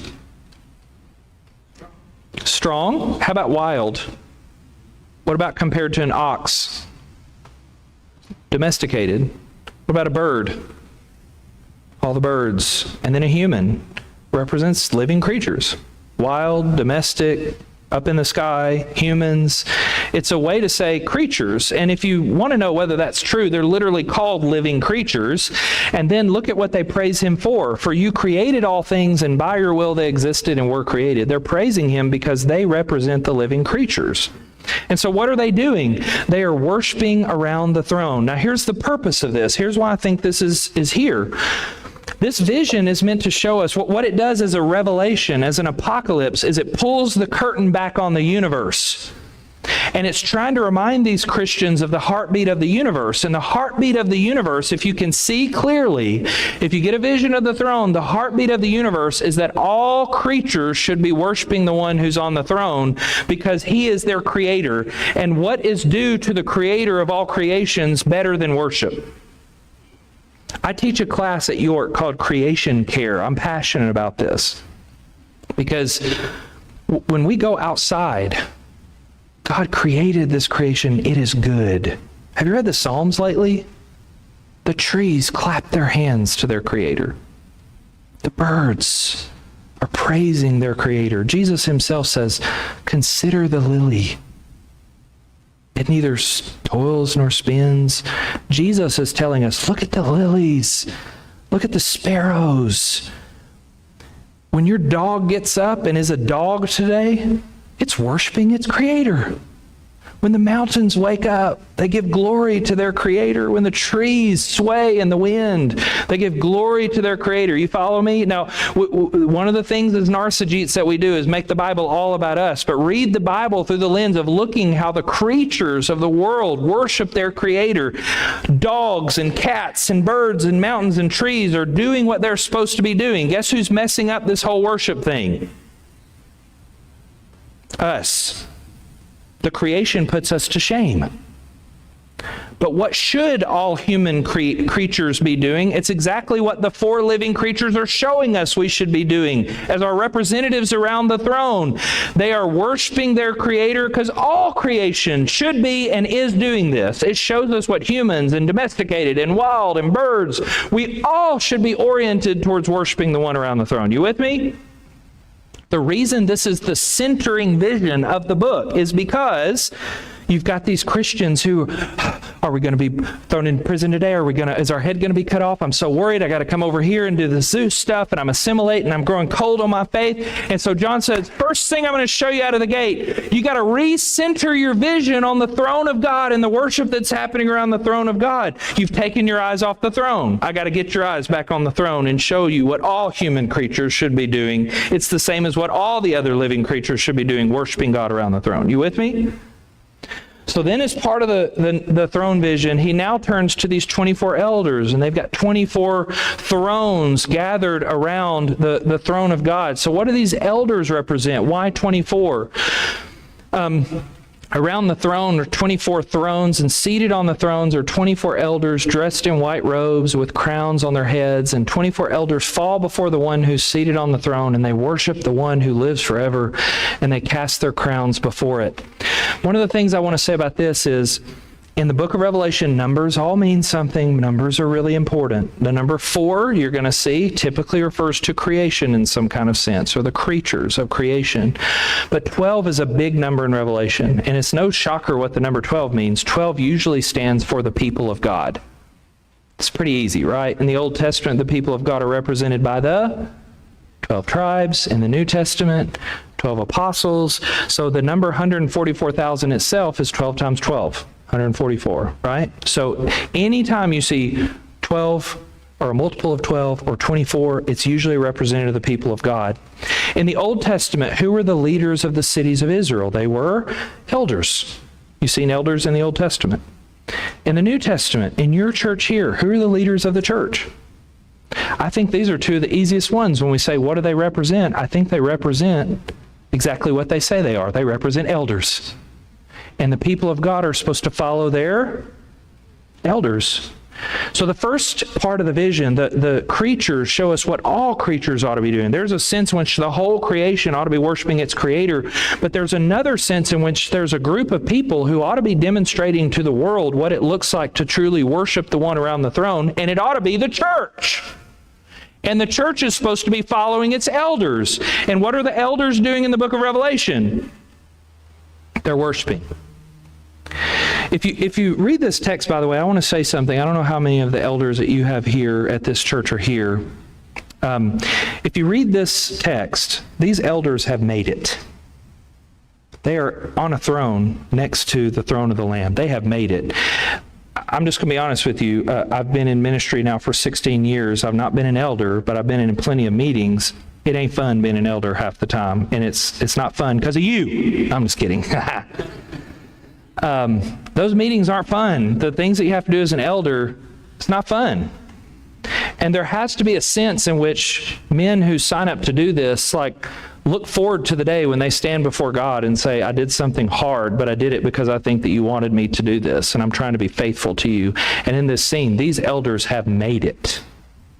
This is why you do it, to hope that you get to be around the throne of God one day. But this is what I love. Usually when we do a study of elders, we go to 1 Timothy 3 and we go to Titus 1. I've never heard of anybody go here to Revelation 4, and I think we ought to, because I actually think that this text shows us what elders ought to do, what their job description is. These elders have made it, but look at it. They're not sitting there on that throne comfortably. The moment that they get there, they jump up off that throne as quickly as they can, and they take the crowns off their heads and they lay them at the feet of Jesus, because that is the ultimate goal and job description of an elder. They're supposed to be leading people in worship of the one around the throne.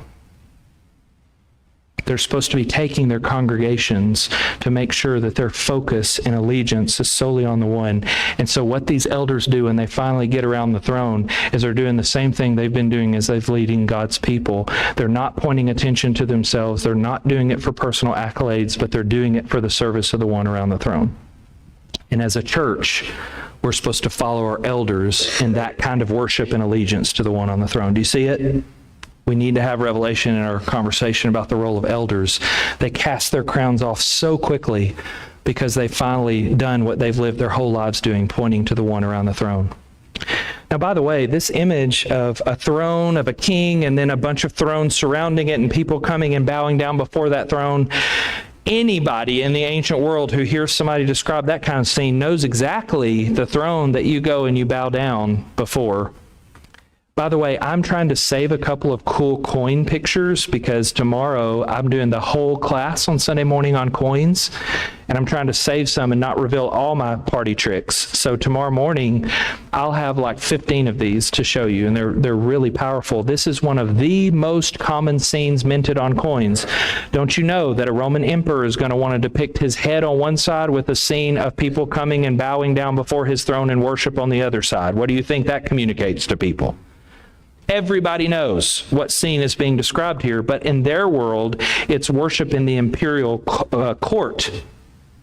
And Revelation is saying that is the wrong worship. That is the wrong throne. By the way, this is another common one, and I want you to see right here, they always do abbreviations. So IMP, Imperator, CAES, Caesar, Domitian, Domitianus. So this is likely the emperor when Revelation writes this. One of the other common images that they want to have on there is what is that on the backside? It's the throne. The emperor wants you to know what throne you're supposed to be at. It's literally in your pocket. One of the reasons I love this particular throne image, and I'm not trying to do too much of it, but clearly John is doing some interesting things with how he's using the Old Testament. It's not just pulling it straight out. It's creative, right? Does this kind of look like a rainbow to you a little bit? Do you remember the rainbow on our throne from Ezekiel 1? Do you remember the flashes of fire and lightning that are coming off the throne? These are Zeus's thunderbolts coming off. This is fire and lightning coming off. It's almost as if it works in two different dimensions. The imagery does come from the Old Testament, but it happens to overlap with the image of the empire. Which throne with a rainbow back with fire and lightning coming off of it are you at? Do you see it? Do you remember the weird thing about rainbows and emeralds and stuff? Do you know what happens to coins as they age a little bit? The patina on them starts to turn emerald. I don't know that that's what's going on, but here's another throne image here of lightning coming off the throne, and it looks pretty emerald to me. Which throne are you at? That's what Revelation is asking.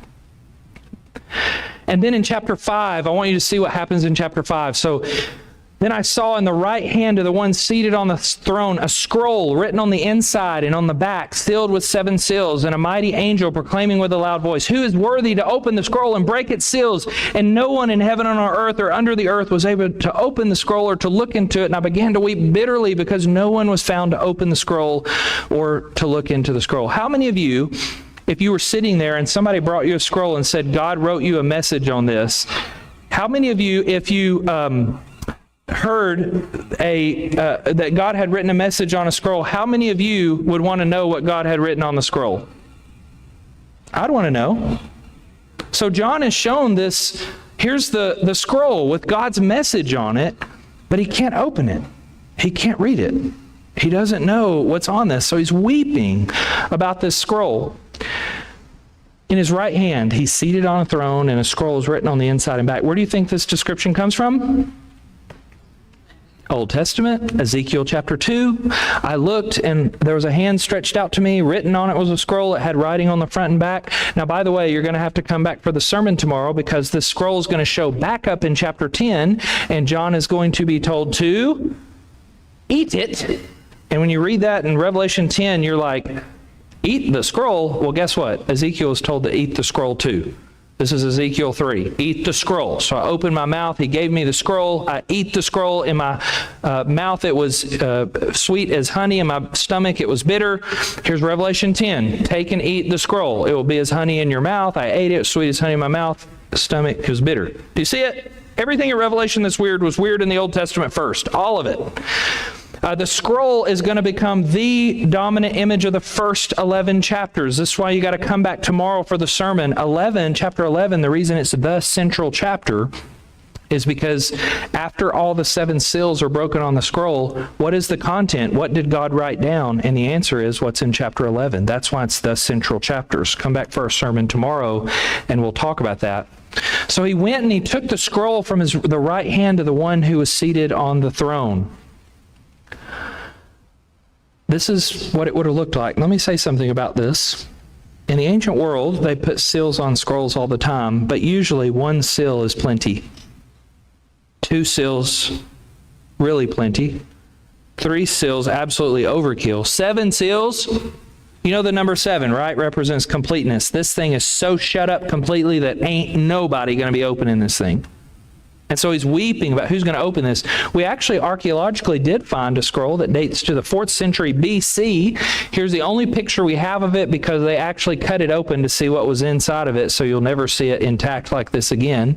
And so a lot of scholars are trying to figure out, what is this scroll supposed to represent? What is the symbol? Is it maybe supposed to be like a last will and testament? This is God saying, here's my last will and testament that's supposed to be executed on the world. Coins. 2 years ago, I was in San Antonio, and I was presenting a paper at a conference because as I was looking through Roman coins, I found a coin minted by Augustus, and it has not been discussed in one single commentary on the book of Revelation. Not one commentary. This coin's never been discussed. And so I presented a paper on this coin, and look at this. This is Augustus's head, and here is Augustus on the backside, seated on a throne with a scroll in his right hand. Give me a break. These are the amazing epiphanies. And my dad used to tell me, and I love my dad a lot, and he used to say, son, there's nothing ever we'll learn about the Bible that we don't currently know. Wrong! We're still finding out amazing things like this. Nobody's talking about this coin. I think it's absolutely relevant. One of the most unique things about this coin, Augustus minted this coin after he won the Civil War against Mark Antony, and he becomes the Augustus, he becomes the emperor, and we transition to the Roman Empire. By the way, I want to show you something on this coin. Do you see these words right here, divi F? That is the word divi filius. Filius is the Latin word for son, divine son, son of God. You know, a lot of times we say, don't talk about politics and religion at the dinner table. Those two things don't mix. If you believe Jesus is the Son of God, that's a political statement. Because it means the emperor is not. What is it that gets Jesus crucified? He's claiming to be a king in opposition to the Caesar. That's a political statement. The gospel is inherently political. It has to say something about our allegiances in politics. I'm just pointing it out. Literally, they're walking around with their coins saying Son of God on it, but it means the emperor, not Jesus. You with me? And then on the backside, this is one of the most interesting coins. It's the only coin that I'm aware of where the legend of the coin is actually a complete sentence. Usually there are abbreviations, but here's what the legend says. Legis et iura restituit. That's a complete Latin sentence with subject and verb and period at the end. And what that means in Latin is law and order restored. He's trying to tell the people, I am restoring law and order. And what I was musing in that paper is if this is the image that people are bringing to this image in Revelation chapter 5, it's not the emperor who's bringing law and order to a world that has gotten out of chaos in this civil war. It is Jesus Christ who's God's ambassador who's going to be the one who brings law and order back to a world that's gotten out of control with Satan. Do you see that? He can help us. The images of Revelation are subverting. Every one of these images are paralleled on these coins. These are my two favorite verses of the book of Revelation, Revelation 5, 5, and 6. Here's what happens a lot of times in the book of Revelation. What happens a lot of times in the book of Revelation is that something that you see or something that you hear is clarified by something that you see or hear. So if you see something, the next thing you'll hear something that clarifies what you just saw. And sometimes these images are crazy. So here, first, one of the elders said to me, so here's what is being said. The Lion of the tribe of Judah, the Root of David, has conquered. I raised my child. My wife was a nurse, so I was a single dad for 3 days a week. And so we had our kid, and we lived in Memphis at the time, and I had a membership to the Memphis Zoo. I don't know if you have a zoo here in Springfield or not, but they had some lions there. And I raised my son at the Memphis Zoo because you could kill half a day there, you know, when you're a single dad. That's what you do. And so we would walk around, and one thing I learned going there so often was no matter where you are in the zoo, the scariest thing you can ever hear is that guttural like lion growl, you know, and you look at those lions and I would be petrified they're so scary. And so here's what you hear. The Lion of the tribe of Judah has conquered. Then the next verse, look at what you see that clarifies what you just heard. And it is a lamb standing as if slaughtered. How does the lion conquer? By being a slaughtered lamb. What Revelation is doing is trying to say to these churches, trying to teach these 7 churches what winning looks like for a Christian. For a Christian, winning looks like losing. Winning looks like dying. Because Jesus shows us what it looks like to win. You know who the ultimate winner in the book of Revelation is? Antipas. That dude who lost his head in Pergamum, he's the ultimate winner because he followed in the steps of his slaughtered Lord, Jesus Christ. He's a winner. And Revelation is trying to say, in this earth, it may look like teaming up with the emperor who looks like the real conqueror. You might think teaming up with the emperor is how you win, but that's actually not a winning strategy. The way you win, according to the way of God, is you lose. Do you see it? What should conquering and victory look like for us? It looks like being slaughtered like the lamb. I love this image. It's an altarpiece in Ghent over in the UK, and it's a famous one that you often see on book covers. And if I zoom in on that central panel right there, this is that central panel, and you'll have the elders surrounding, and there is the lamb back there, and I'm going to zoom in. The lamb standing as if slaughtered. What an image. This is how you win.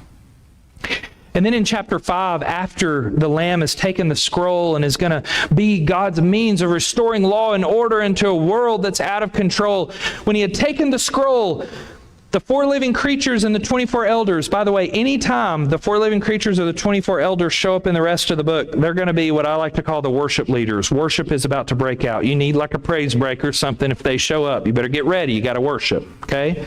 So here they show up again, and they fall before the Lamb, each holding a harp and golden bowls full of incense with the prayers of the saints. And they sing a new song. You are worthy to take the scroll, to break its seals, for you are slaughtered, and by your blood you ransomed for God from every tribe and language and people and nation. You were made them a kingdom and priests serving our God, and they will reign on the earth. And then I look, and it's not just the 4 living creatures and the 24 elders anymore. There's many myriads of angels surrounding the throne with living creatures, and they numbered myriads and myriads and thousands and thousands. And they sing with a full voice, "Worthy is the Lamb who was slaughtered to receive power and wealth and wisdom and might and honor and glory and blessing." Guess how many words of worship there are there? 7. That's the highest you can give to the one seated on the throne. And then I heard every creature in heaven and on earth and under the earth and in the sea and everything, that now you have the entire creation singing to the one seated on the throne and to the Lamb be blessing and honor and glory and might forever and ever. And the living creatures said, "Amen." And the elders fell down in worship. And if you're not ready to run through a brick wall by the end of chapter 5, something's wrong with you. Do you see how the worship just builds and builds and builds and builds? This is the centering vision written to a bunch of people who are tempted to get their eyes off the throne of God and the worship that ought to be happening around that throne to the worship of the throne of the emperor that Satan has set up on the earth. Do you see it? And so the centering vision is trying to get their hearts recentered on the right throne. I have to tell you a story real quick before we go to the next one. So in that class that I had in my PhD program I told you about last night, I had to take that Revelation course. And we got to this text. I'll never forget this. My professor was a absolutely incredible man of faith. He believed that we don't just study these things in our minds. And by the way, Craig Keener is a professor. I think he is the leading evangelical scholar in the world today. That man writes a book or a commentary every month. I mean, just go look up his credentials. The leading evangelical scholar. So we're in this class on Revelation. We're in this one night, we're studying Revelation 4 and 5. And we get to the end of this, and he's teaching it, and he says, "I think we need to stop class and worship for a minute because I need to do what this text is calling me to do right now." And he goes down in the center of class, and I'm sitting over there, and he lays down completely prostrate in the floor with his face down, with his hands out like this. And here I am, this Church of Christ boy who has no idea what's happening right now. And so he's laying with his face down on the floor, and he looks over to one of the guys in the classroom. I still remember his name. His name was Faisal Waldemarian, and he was from Africa. And he looks over to Faisal, and he says, "Faisal, I need you to take over right now." And this guy from Africa, he knew how to worship, and he just started breaking out in prayer. And it was one of the most powerful prayers I've ever heard prayed. That's the kind of thing this text is meant to move you to do. And if we just hear this coldly, and we hear this impassioned as we sit in these pews in this air-conditioned building, then God help us. This text is supposed to move us to worship God.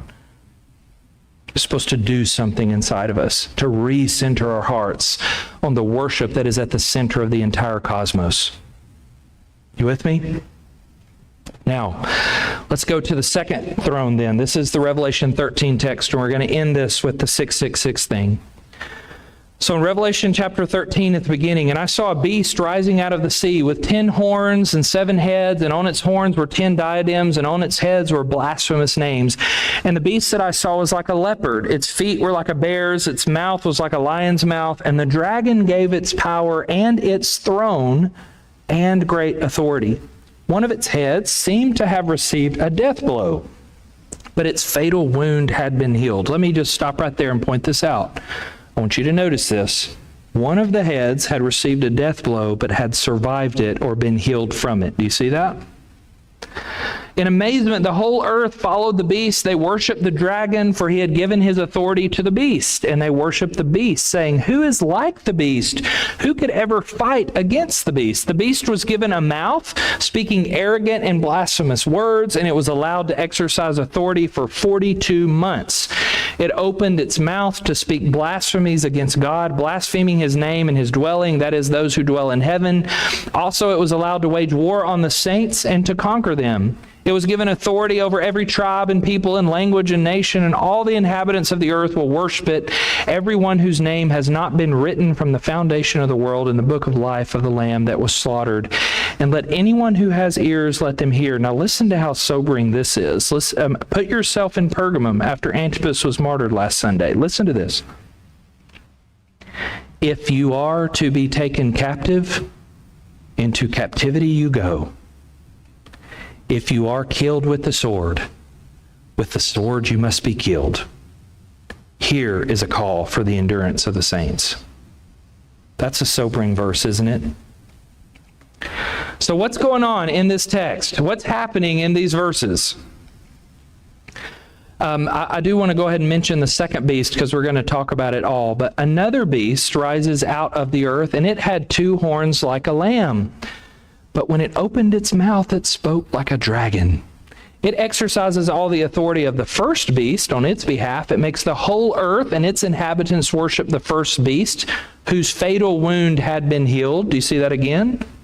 It performed great signs, even making fire come down from heaven to earth in the sight of all. And by the signs that were allowed to be performed on behalf of the beast, it deceives the inhabitants of the earth, telling them to make an image for the beast that had been wounded by the sword and yet lived. Why does it keep saying this? Do you see it? 3 times, wounded by the sword, but yet lived. It was allowed to give breath to the image of the beast, so the image of the beast could even speak and cause those who would not worship the image of the beast to be killed. And it causes all, both great and small, rich and poor, both free and slave, to be given a brand on the right hand or the forehead, so that no one can buy or sell who does not have the brand. That is the name of the beast or the number for its name. This calls for wisdom. Let anyone with understanding calculate the number of the beast, for it is the number for a person. Its number is 666. So what does the first beast, the sea beast, represent? What is its purpose? So it's got horns, diadem, it wears blasphemous names on its head, it has feet like a leopard, a bear, a mouth like a lion, it has a throne and great authority. 3 times it says that there is one of its heads that's fatally wounded, but yet lives. The whole world worships this beast. Who is like the beast? Who could fight against this thing? It wages war and kills Christian people. Now, these descriptions right here, the beast rising out of the sea, 10 horns like a leopard, a lion, a bear, where do you think these come from? Where in the Old Testament? It's Daniel 7. Now, here's the reason, here's why knowing these kinds of things can actually help you.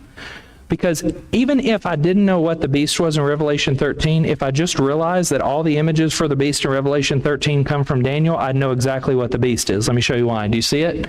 Stirring up the great sea, 4 great beasts came up out of the sea. The first was like a lion, the second like a bear, the third like a leopard, has 10 horns. Do you see it?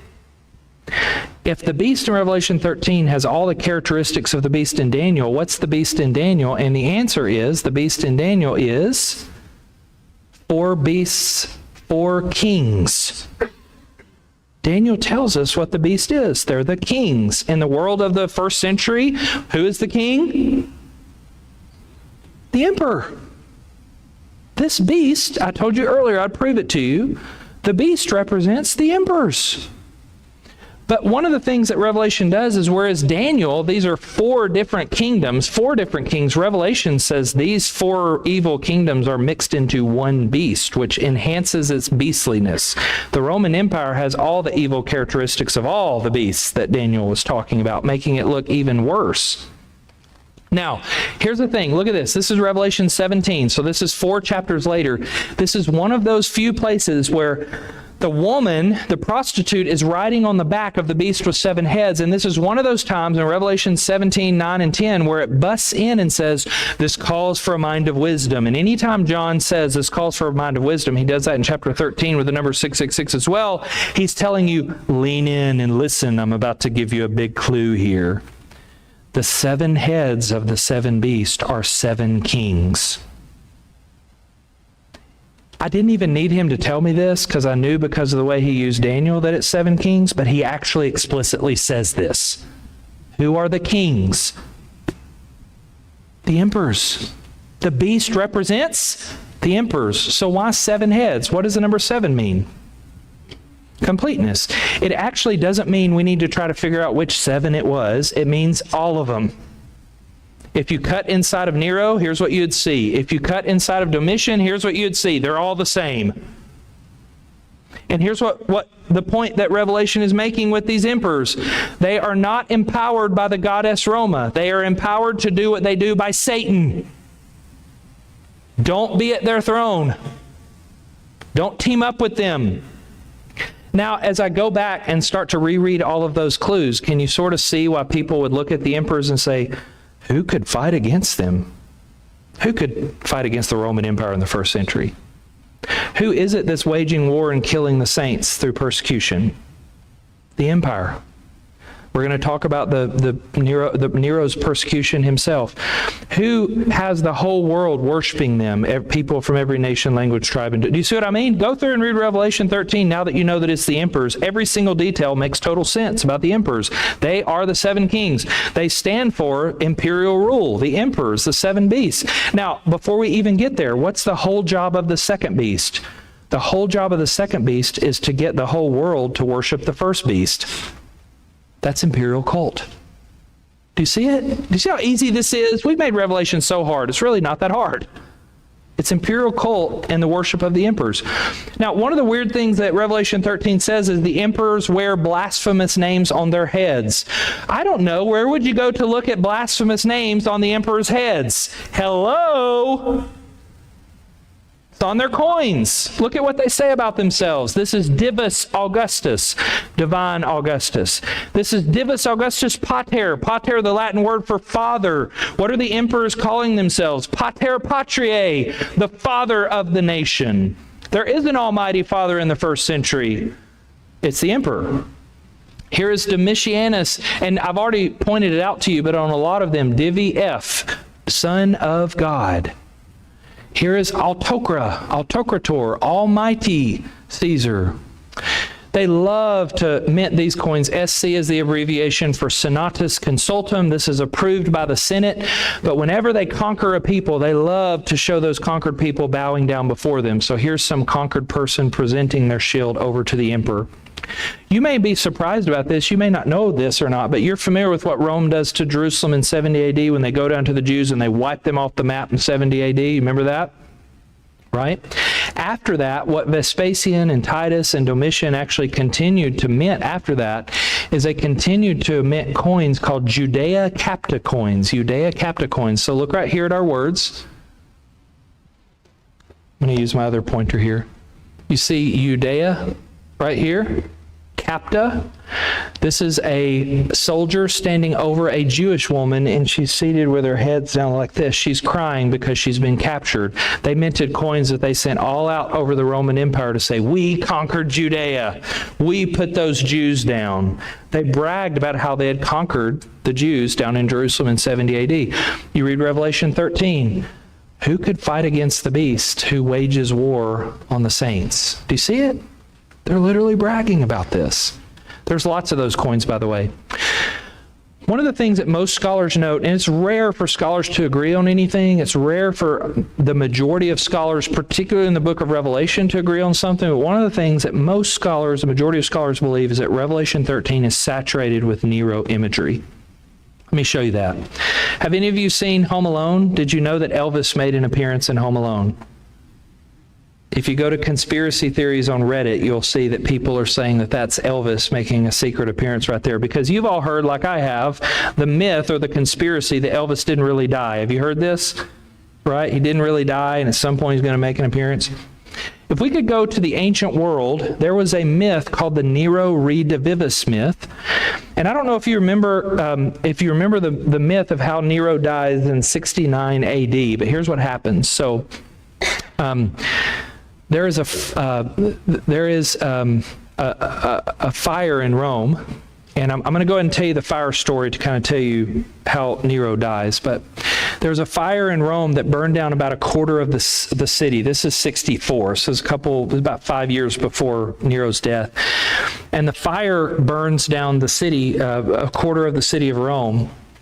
And the rumor that spread around was that Nero was up on the roof playing a fiddle, and he was watching the city burn, and he was laughing about it as it burned. Well, whether or not that happened, perception is everything. So everybody in Rome's really mad at Nero, and Nero wants to get the suspicion off of him for starting the fire, so he blames an easy target, and he says the Christians are the one who did it. This is the point in Nero's life where he's kind of gone crazy and everybody thinks that, and so there's rumors spreading around the empire that it's better to be Nero's dog than one of his family members, because he's having his own children, his own wives, his own family members assassinated. He's literally going crazy. But he blames the Christians, and one of the things that he does is he has these elaborate parties at night. He'll invite all these rich people, and one of the things he would do is dress Christians up in animal skins, and he would turn wild dogs loose on them, and that was the entertainment at the party. The people would watch the animals rip these Christians apart at the parties. The other thing that he would do is he would put Christians on crosses. He would fasten them to crosses, which is super interesting because we're talking about 64 AD. What does that tell you about even within 30 years of Jesus Christ? Who knows how Jesus was died? Even the Roman emperor is familiar with the manner of death of Jesus Christ. He would fasten Christians on crosses, and he would set them on fire alive, and they would serve as the lighting for his dinner parties. This is 64 AD. This is the persecution through which the church history tells us Paul and Peter are martyred in connection with this persecution that Nero does. So even though there's 7 heads of the beast, it seems to zero in on this one head. And at the very end of his life, do you know how Nero died? He died by suicide. He took a sword and he cut his own throat with a sword. He cut his own throat. But the rumor that began to spread, you see all those citations on the right-hand side, Suetonius, Tacitus, those are Roman historians. The rumor that spread was he hadn't really died. He was over in the east in Parthia. He was gathering an army and he was actually going to come back. Do you see why 3 different times it mentions a sword had killed him, but he had been healed? He was really alive. Almost all scholars believe this is the Nero Redivivus myth. Do you know what's crazy about that myth? Do you see the last citation of this on this? That's Augustine. Do you know when Augustine lived? The 4th century. 300 years later. Somebody's still talking about Nero being alive. I don't know if they will for Elvis, but we'll see, right? But I want to show you how serious this is. This is Tacitus, a Roman historian, 68, 69. There was a slave who looked like Nero. And he gathered together a group of people to form a rebellion because people thought that they were following Nero having come back to life. And so when they kill him, when the people put down this pseudo-Nero, they send his head on a tour of Asia. Why would they send his head on a tour of Asia? Because Asia is a center of the Nero Redivivus myth, and we need to remind those Asians that he's not coming back. This is a second one that occurs in 79-81, a man from Asia. So this is over a decade later, a man from Asia who could play the lyre. He looked like Nero, so he actually goes over to the east to Parthia, which is the major nation across the Euphrates River. The king of Parthia believes him and starts to support his rebellion. This is a decade later. They believe Nero's still alive. When it was discovered that he was a pretender, he ends up being executed. And then the last one is during the reign of Domitian. So this is very much alive even when Revelation is written. People are going around pretending to be Nero. They're going over to the Parthians and trying to raise up armies. This is the line between the Roman Empire and the Parthian Empire over here. And the Romans are afraid of the Parthians. They're afraid of that. And Revelation draws on that fear. Look at this, Revelation 16. The river Euphrates dries up and the kings of the east come across the river. Who is that? That's the Parthians, and that would strike fear in your heart. That's the only people you're afraid of. Nero's going to come back with his people. Revelation chapter 13 is drawing on this myth when it says that he was allowed to make war and conquer the saints. It was Nero of all the emperors who was the worst persecutor of Christians in 64 AD when he burned them with fire. By the way, I think this is why, isn't it fitting how the beast meets his end? In a lake of fire. It was a fire of Rome that started this, and he burned Christians. And I think for these people who are reading this, there's some symmetry in the judgment that comes for the beast. You follow me? It's fitting that he's destroyed in fire. And then at the very, very end of this chapter, this is where we get to 666. And it is this beast which causes the small and great, rich and poor, slave and free, to be given a mark on the right hand or the forehead so that no one can buy or sell that does not have the mark. And look, the name of the beast or the number for its name is what the mark is. So this calls for wisdom. Lean in and listen. Let anyone with understanding calculate the number of the beast, for it is the number of a person, and its number is 666. Do you have your physical Bibles open? Do you have your physical copies of the Bible?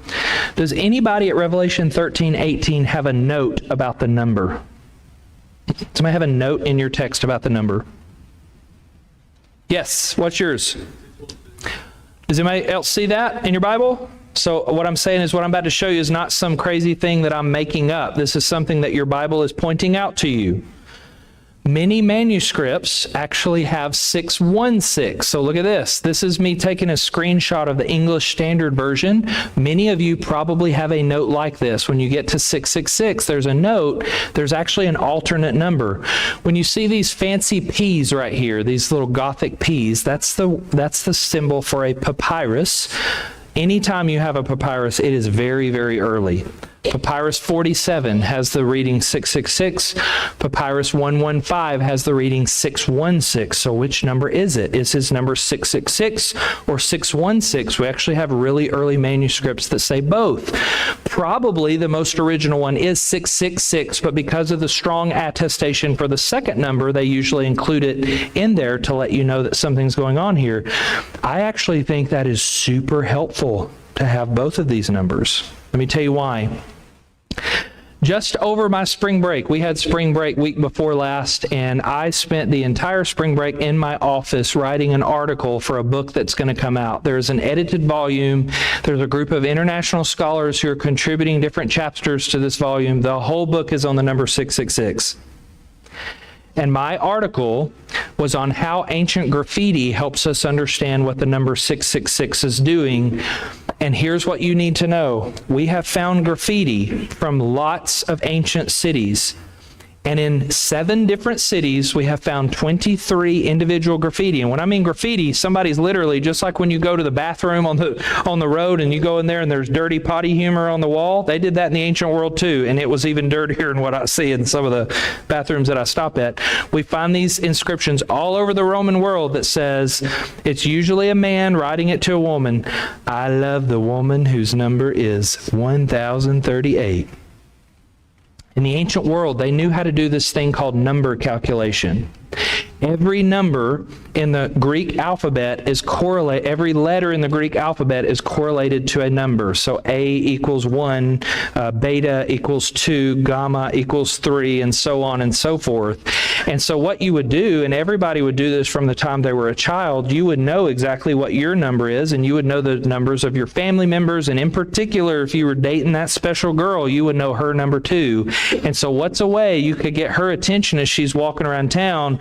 You go and graffiti that into the wall and say, I love the girl whose number is 717. We found these in all kinds of cities in the ancient world. They knew how to do number calculations, but we don't. Number one, we don't even use the Greek alphabet.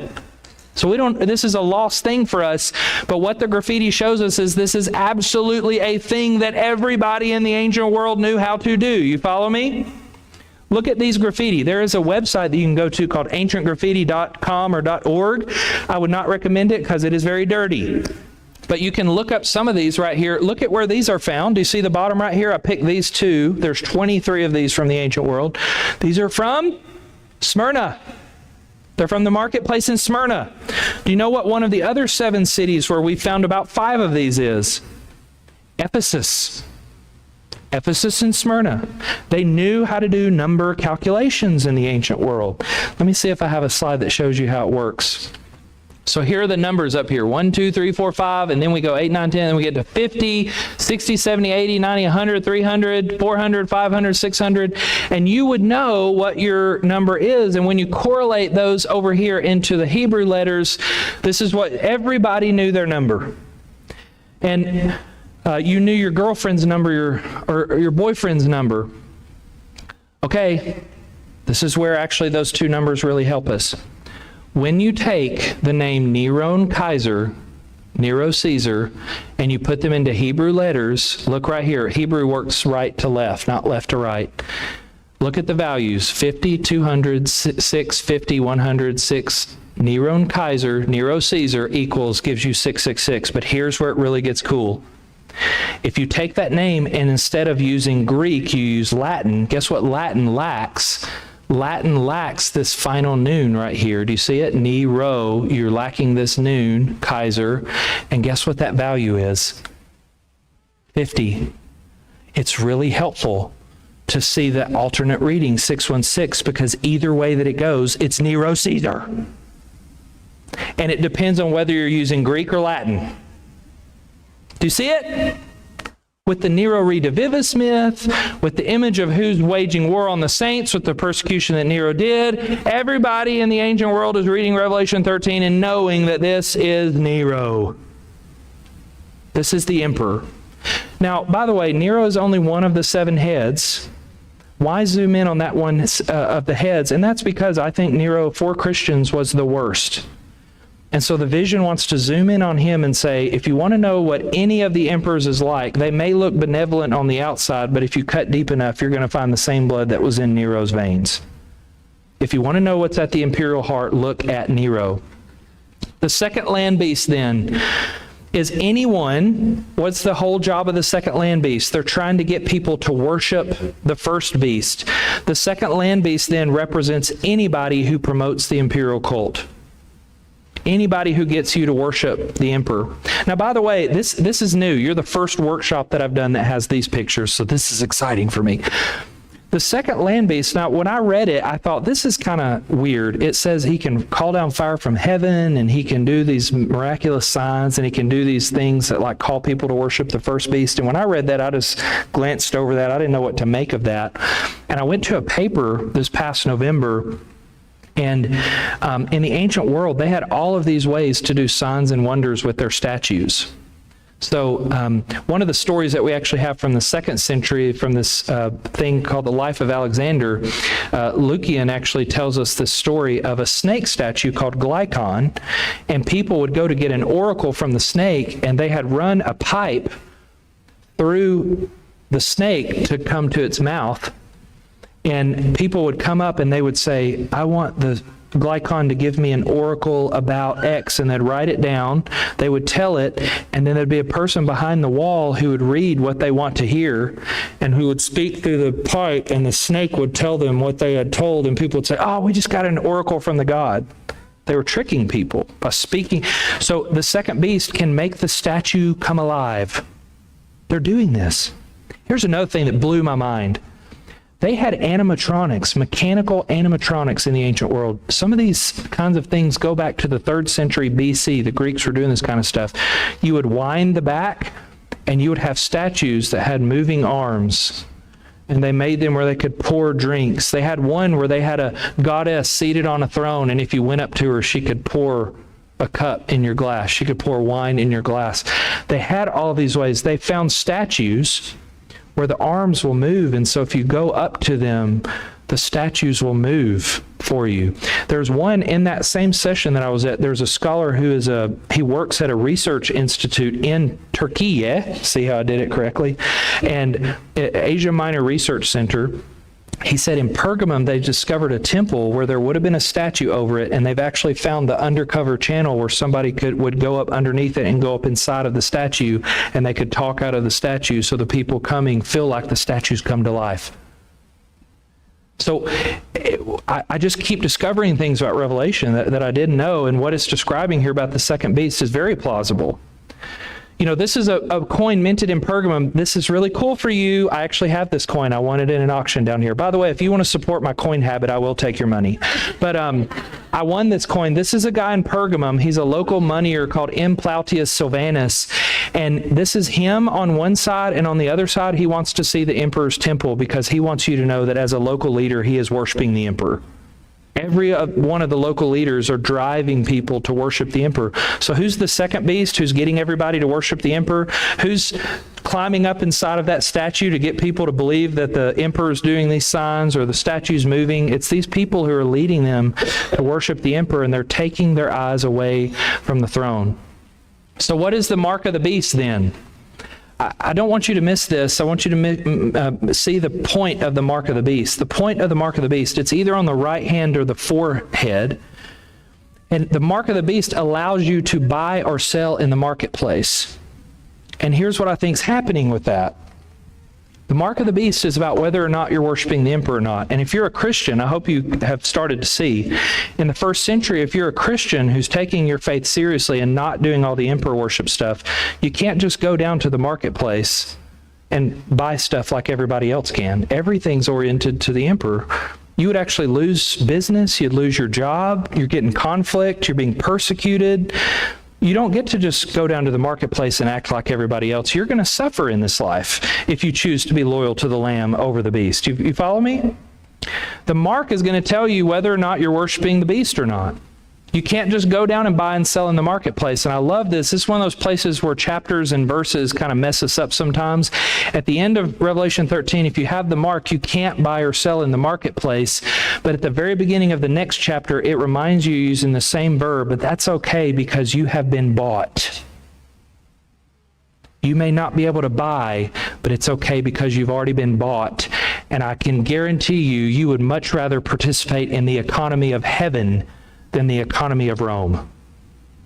And you may lose out in the economy of Rome, but you will be richly blessed in the economy of the New Jerusalem if you hold on to your faith.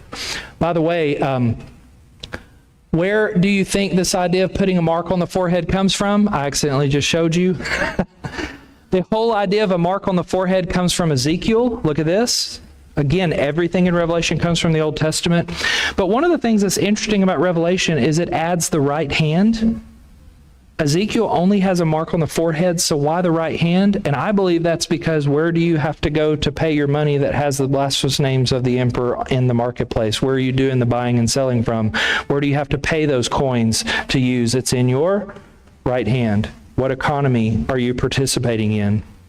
What people who always harp on 666 and the number of the beast, I never hear them hark on the other seal, the other mark.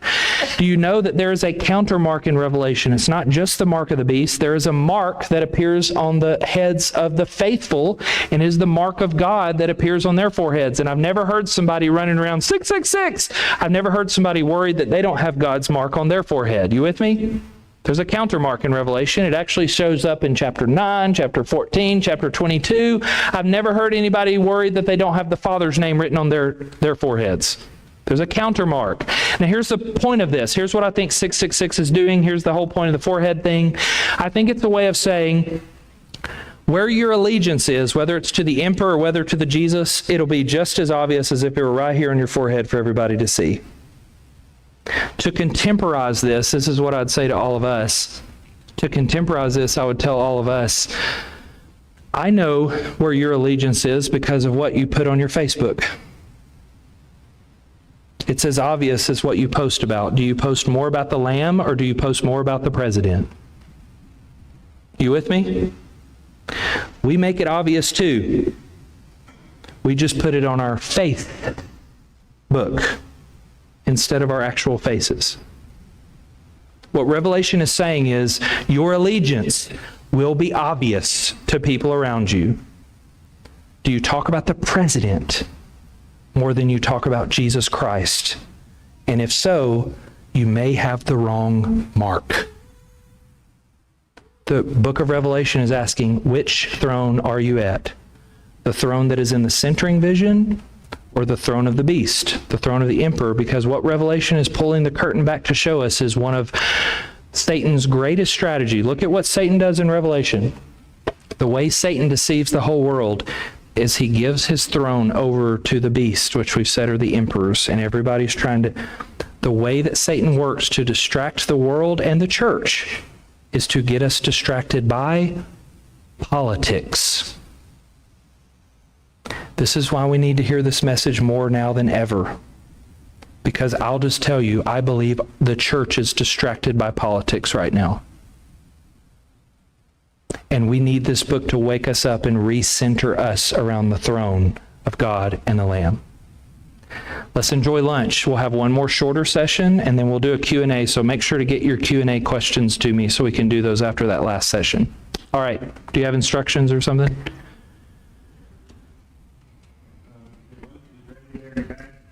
You guys saw what snacks were, so.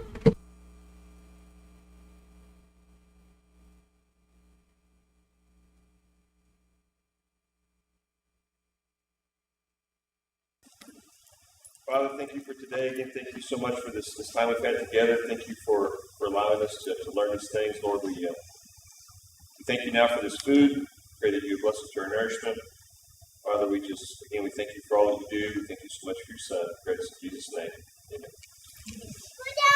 Yeah, go ahead and go back here and help yourselves. We're done!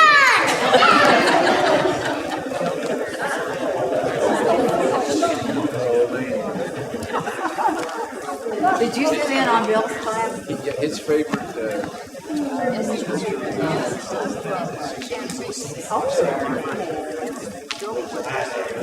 He said if you would get that.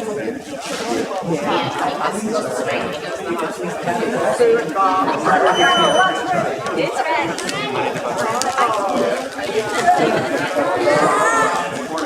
Okay, you're